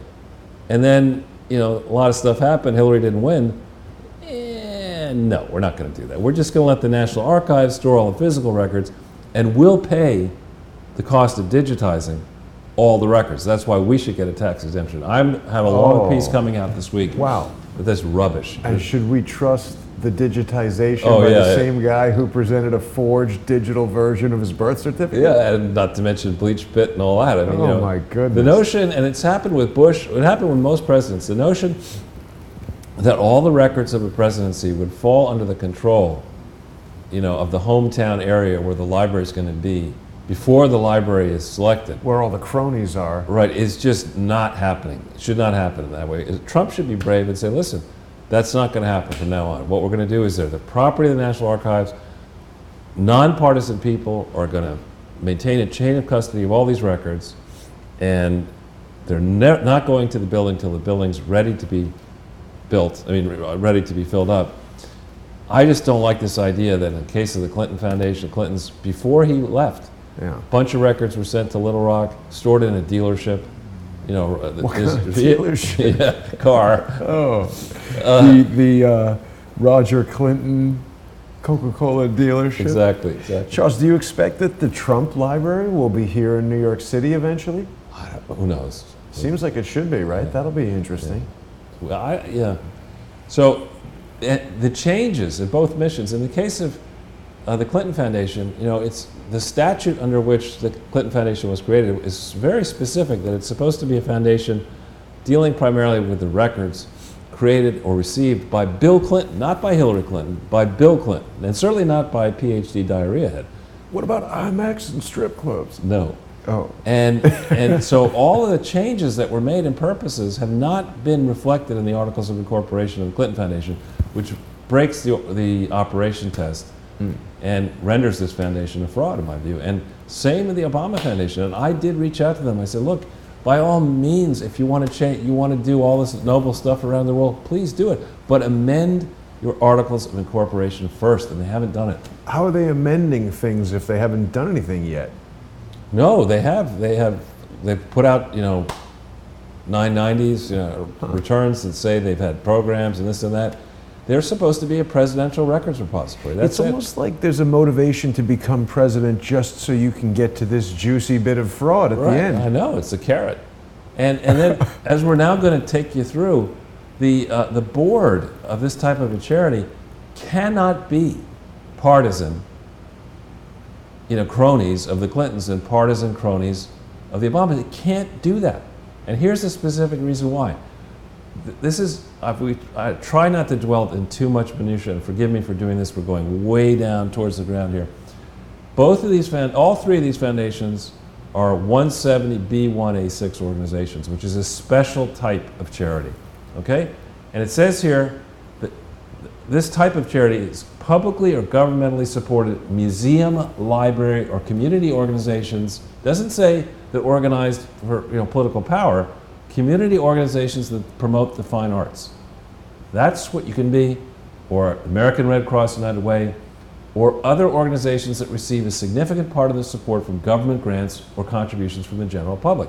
Now, we know in the Clinton Foundation that the first year in which they disclose any government grants is 2008, right? So for all of their tax returns, they claim, we didn't get any government grants, although that's a lie. And general public, they read that to mean George Soros gives you $1 million. That's the general public. That's not what the statute means. It means the stuff like in what was it? Crowdfunding stuff. 25 here, 50 there. That's from the general public, right? So all three of these foundations violate this rule, right? And so therefore, I would argue, have been defunct for years. As charities. As charities. They're not. These now are not. It's just an IMAX theater. I don't know what it is exactly. I showed it a thing. And the other thing, they make clear that the board, you cannot go, and you look at this board, the Clinton Foundation, it's like, there isn't even somebody who is a liberal Republican on the board. I mean, it's all Clinton family members. It's Terry McAuliffe. It's people who worked for the Clintons, who made their bones with the Clintons. The same with the Obama Foundation. It is neither board is independent. It doesn't even approach independence. And for that alone, again, both of these things should be shut down. What would you ultimately, you said you want to turn into the Museum of Fraud for the... I think the Clinton Foundation, I honestly do think that fraudsters get away with their frauds because people haven't studied them enough. I mean, fraudsters, I believe, are actually, particularly ones that haven't been caught yet, are among the smartest. They have no morals, but among the smartest people out there are the fraudster community. And instead of saying we don't want to talk about frauds, I think there should be actually a museum of fraud. And what better place than the Clinton Foundation? I love it. It's absolutely brilliant. Charles. And then the other thing here for you is that there is a connection between, or many connections between the Clinton Foundation and the Obama Foundation. And one of the connections is, think of all the presidential records, the Obama presidential records, those that might be missing. Well, the presidential records that have been sent on private email accounts or alias email accounts. Well, they were never there in the first place. Those are actually presidential records by definition. See, so you can't. All that stuff that they were saying he's receiving emails from her that don't have state.gov. Those are nonetheless presidential records. Right. And so when you start thinking about that and you ask, I see what's there in the Clinton Foundation. There's actually an index of the records. I see what's there. Okay, when you start thinking about what isn't there that should be there, a lot of stuff missing. So where is it? Was it destroyed? Is it, in one of these houses? Is it in one of these foreign countries? Where's all this missing stuff? And how much of that missing stuff will we now find as investigations heat up in the Clinton Foundation if BKD and others and law firms begin to understand they're in trouble? How much of that information will come to light that will then implicate the Obama Foundation and the people who say that we've got all the records of the Obama administration over here in outside Chicago, I believe. So this is going to become a very big issue here. And again, I think Barack Obama was a gifted campaigner in 2008. After that, not so much. I mean, he did win re-election, but you look at the Democrat losses from 2008, from his victory forward, not very encouraging. His performance in this election season, I would argue, is not very encouraging. And he's not as rich as Donald Trump. I keep saying this, and I'm not being, coy about it or trying to, I'm being straightforward about it. I think that Barack Obama's presidency must be studied. It's crucially important. He is, by definition, an historic figure, and we really ought to know as much as possible everything that man and his team were thinking about doing, what they did do, what they didn't do. We've got to be studying that for decades. I think it's in many ways a wonderful thing that he won. Thinking that it was just scant decades after the Voting Rights Act, and segregation, all that. So for many reasons, I think that he needs to be studied. But you can't do it properly if the foundation is a fraud. If they don't fix this Obama Foundation, then they can spend more money, and they've raised more money for constructing the Easter Island head house. Perhaps in Chicago. GoFundMe. Yeah, I don't know how they raised it. But so this 170B1A6 is something people, particularly you at BKD, need to study that carefully.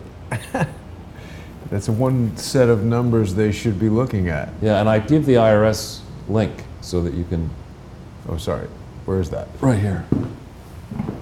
Boom. IRS.gov. So people are definitely going to want to download that PDF and have a look.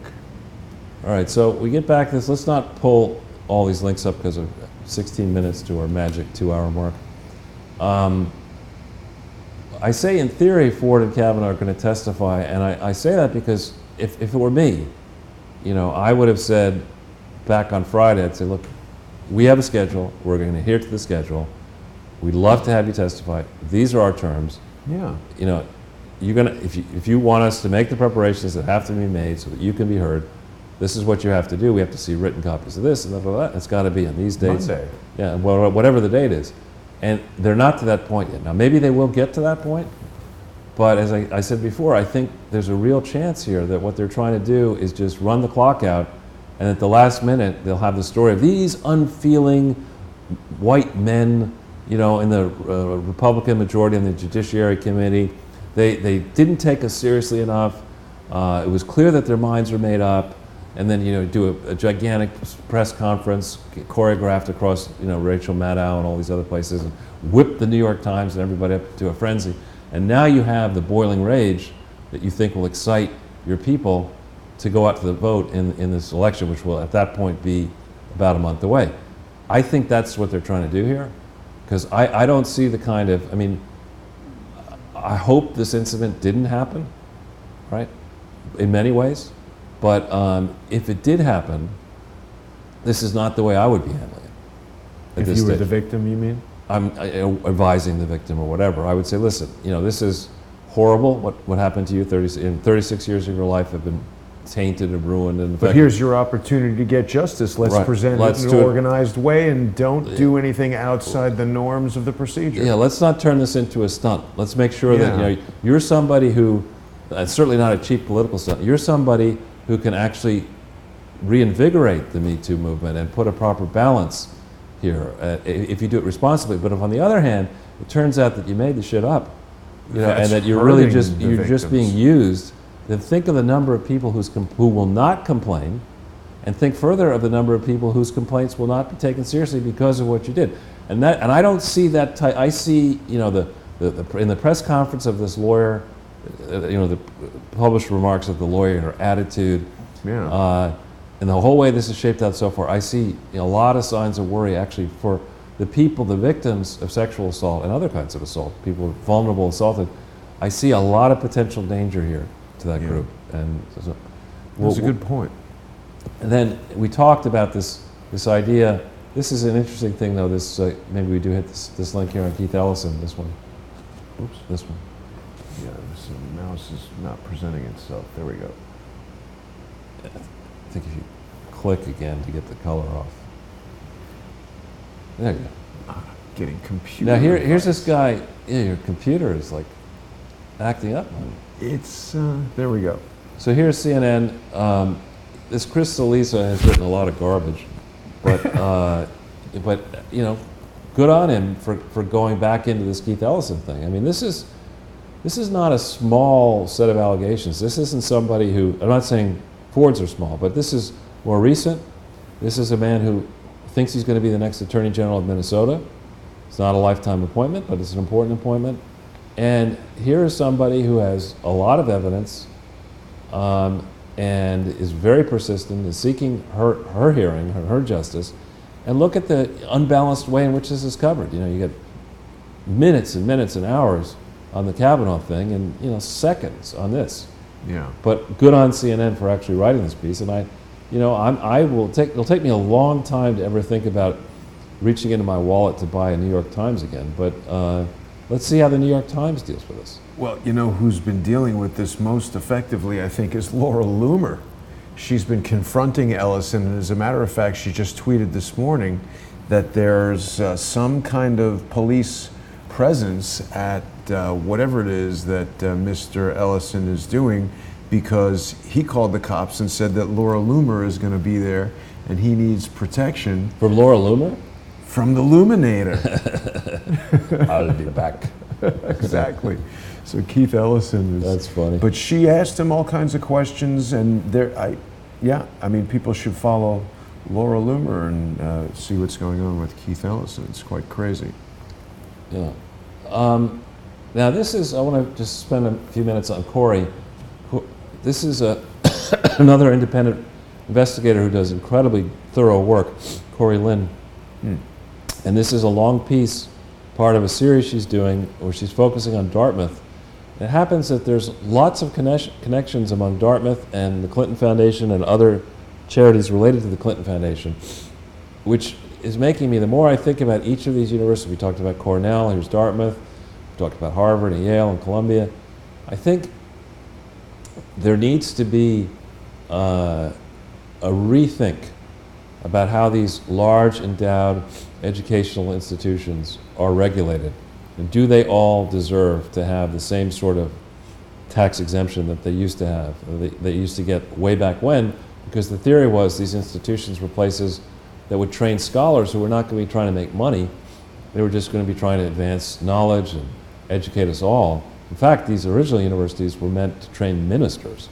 So if you go from that to training people to be hedge fund billionaires, why should you have a tax deduction for that? And there's just frankly too many stories of people connected to these elite universities abusing the system. So this is one to read carefully, and Corey's got a bunch more coming out. And when you go on that link that we have there, you can go back and you can see other, she calls them digs that she does. Now, then I noticed this. I don't know this site, the Frank Report, and I'm not an expert on child trafficking, and I don't want to become an expert. But This is a piece suggesting that this investigation into Nexium may have a link into Mexico, and because of that, a link to the Clinton Foundation. And it's, again, I don't know how reliable this site is, but I read it and I thought, they may well be onto something. And I have a feeling, I've been hearing too many different reports. Epstein, the Pigton thing out in Vancouver, Nexium, Omaha, reports of parties offshore, the northeastern U.S., problems in Europe and elsewhere. Too many stories like that. And Trump's executive order, clamping down validly on this type of behavior. A lot of months have passed by here. I'd like to think that they are going to make progress in going after the child trafficking, sex trafficking, trafficking of the vulnerable. I really think that's important to do. Now, what are they talking about here? It says that can he save his buddy by buying a little justice from a corrupt U.S.? How is buying justice possible? So the idea is that because the Clintons have long had so many adherents in the Justice Department, the hangers-on, that you make a donation to the Clinton Foundation, and then Clinton's people,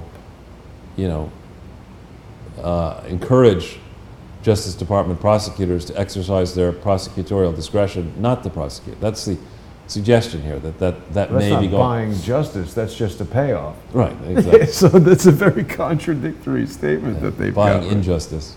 Exactly. Can he pay for some injustice is what that should say. So this is interesting. We have, hit this one if you will.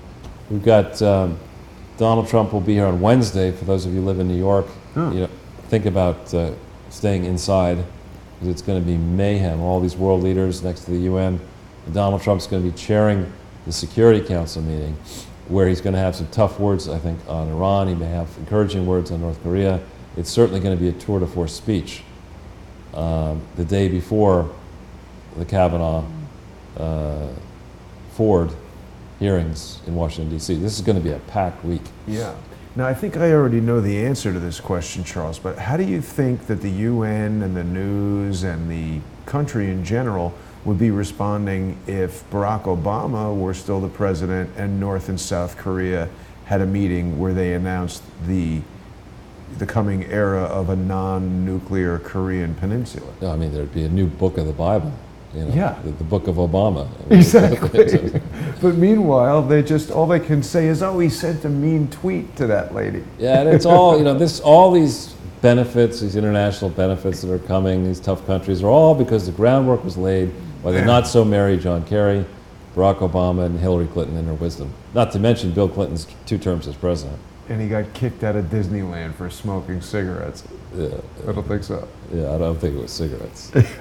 And Venezuela, here this morning, Pompeo had given an interview that aired this morning where he said the U.S. is going to be taking action against Maduro in coming days. But you were talking about Maduro before. Do we know who tried to drone him? I mean, droning people sounds very CIA. Yeah, it's a real shame. I remember in the 70s that, and actually when I started at Dillon Reed in 1980, Venezuela was a very prosperous country. Yeah. And, all these countries have issues, but people were, doing well on the upswing. Now it's a basket case. Abby Martin does a lot of reporting on Venezuela, and I mean, from what I can glean from what she says, they've gotten the shaft. Well, yeah, I mean, the corrupt dictators, steal as much as possible. Nobody will invest in the country because it's so corrupt. This is where he's about to get droned right here? I think so, yeah. That's crazy. A happy group. And what's with the sashes? All these people, my grandmother was Brazilian. I mean, all these South American, Central American leaders, they all wear these sashes. And then they cut to this guy. Yeah. For the droning. Interesting. Anyway.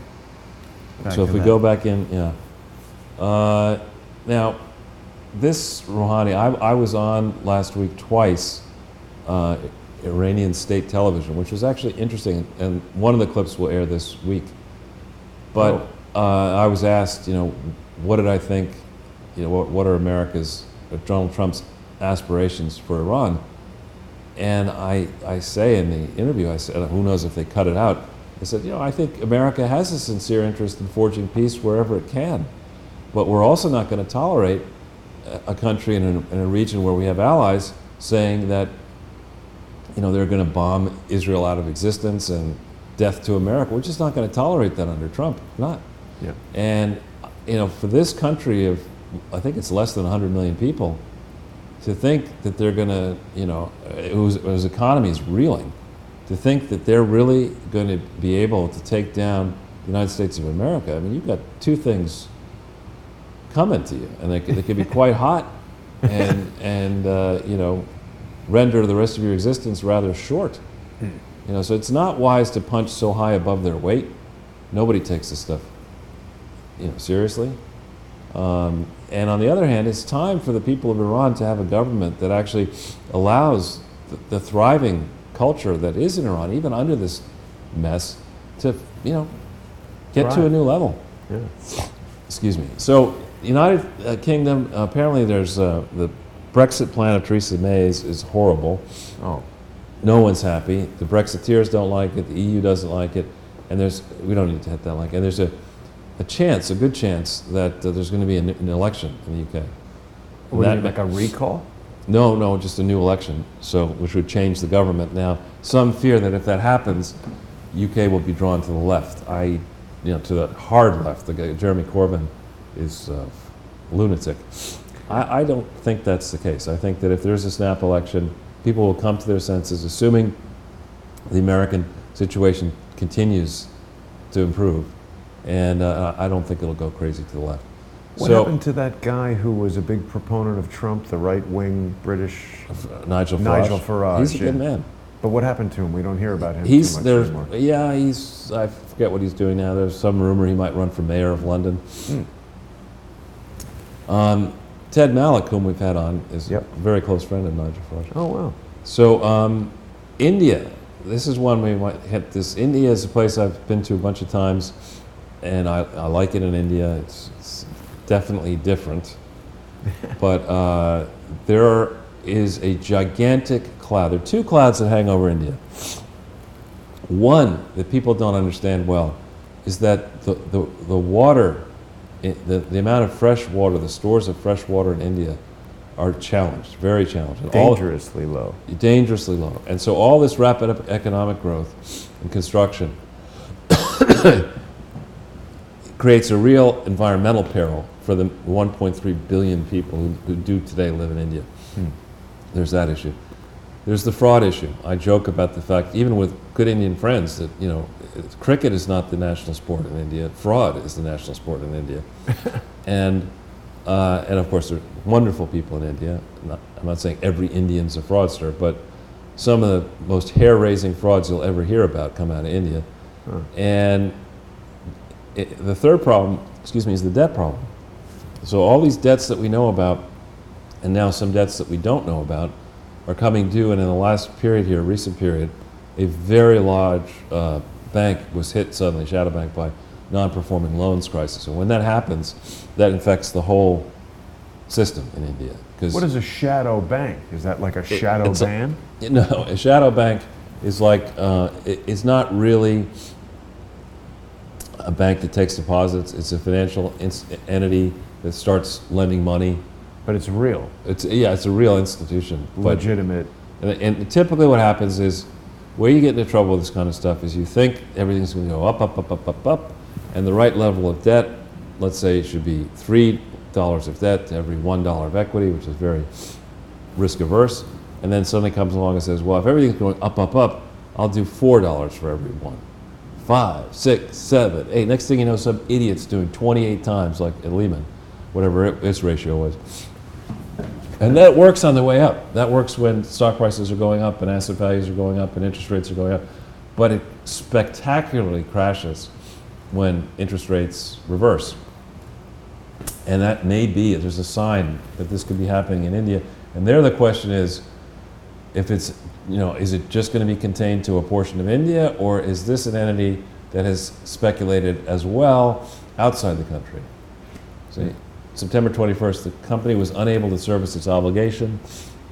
That's not good. You don't like to get letters like that. That's from the bank. Right. To who?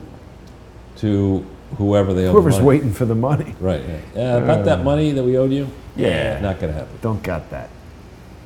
And then we have this whole, I've been trying not to think about the Ebola situation in Africa, but apparently there are signs here in this second time I've seen this neon nettle thing, whatever that is. Who is neon? I don't know. But there's signs that this Ebola thing may be getting, it was in theory contained in the Democratic Republic of the Congo, which is not good news for the Democratic Republic of the Congo. But now it seems that cases are spreading across the northern border into Uganda. Huh. And there's just such a risk, you know, because of the way trading works and trade routes and people fly, you know, we have to be super, super careful about Ebola. Yeah. And then I'm trying to always end on a high note. This is a funny. I mean, every time, you know, I believe that things can't get more crazy on the left coast out here in Oregon. So this fine specimen decides to steal an ambulance as the medics inside it are performing CPR, and then takes these medics and the patient on a 30-mile crazy-ass, you know. Why would you do that? I think chances are, I'm just going to put it out there. I mean, there's a possibility that, you know, some reefer may have been involved in that, or maybe some beverages. I think it's got to be something way stronger than that. Yeah. She looks happy about it, Christy Lynn Woods. That's probably her. I don't know. What's the doctor who's, isn't she also Wood? Ford. No. Ford, sorry. Oh. But look, 85-mile-an-hour chase. Wow.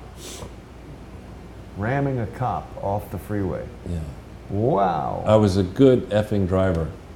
She reportedly told Officer Chris Bonebreak. That's a great name for a police officer, Chris Bonebreak. Send Officer Bonebreak over there to talk to that lady who's driving into the woods. We need to send Officer Bonebreak to Washington, D.C. Now, Charles, I don't know if we should bring up this next item here.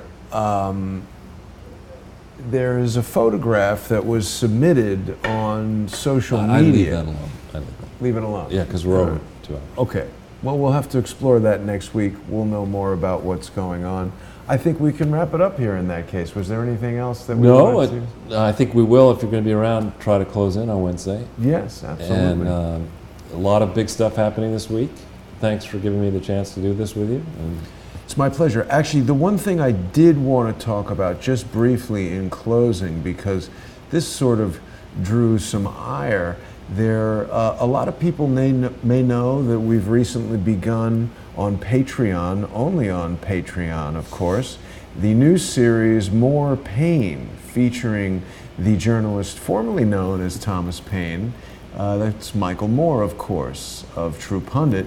And Michael brought to my attention this article from Joel Gabriel Simonson, who I guess is a contributor to the Daily Caller, which has done a lot of good reporting, claiming that they had an exclusive on this Mueller FOIA drop, which of course, this was a lawsuit initiated by Larry Klayman's Freedom Watch. And I don't know how this is exclusive to the Daily Caller, considering Larry called me up, and this was exclusively on Crowdsource the Truth. On Tuesday's episode of More Pain, Michael, Larry, and myself dropped this sequence of documents which people can download, and I definitely do want to encourage people to sponsor Crowdsource the Truth by going to patreon.com/crowdsourcethetruth. You can watch the episode of More Pain that details the Mueller FOIA drop in its entirety there on patreon.com. You can also sponsor patreon.com/truepundit or patreon.com/freedomwatch. But this was most definitely not a Daily Caller exclusive, and this is despicable behavior by Joel Simonson. He should be ashamed of himself, and he should issue an apology and a retraction. But the more important thing is for people to dig into these text messages, these emails, and these well, we don't have the phone records yet, but in the episode of More Pain, Larry and Michael and I discuss some of the details of what this initial FOIA release may lead to. There's quite a lot of information in there. Schedules of phone records and schedules of different reporters who had contacted the special counsel's office. Michael and Larry did a great job of pointing out some obvious anomalies in the records that were turned over to Freedom Watch. So yet another extremely interesting matter for people to be watching in the news. Charles, I want to thank you for spending this Sunday with me despite what is obviously a mild infirmity. Yeah, that's right. I hope you're feeling better by Wednesday. Yeah. And if you look out the window, it's looking pretty, dark and overcast out there. But thank you for joining me, Charles. My pleasure. I'll see you on Wednesday, and thank you everyone for watching.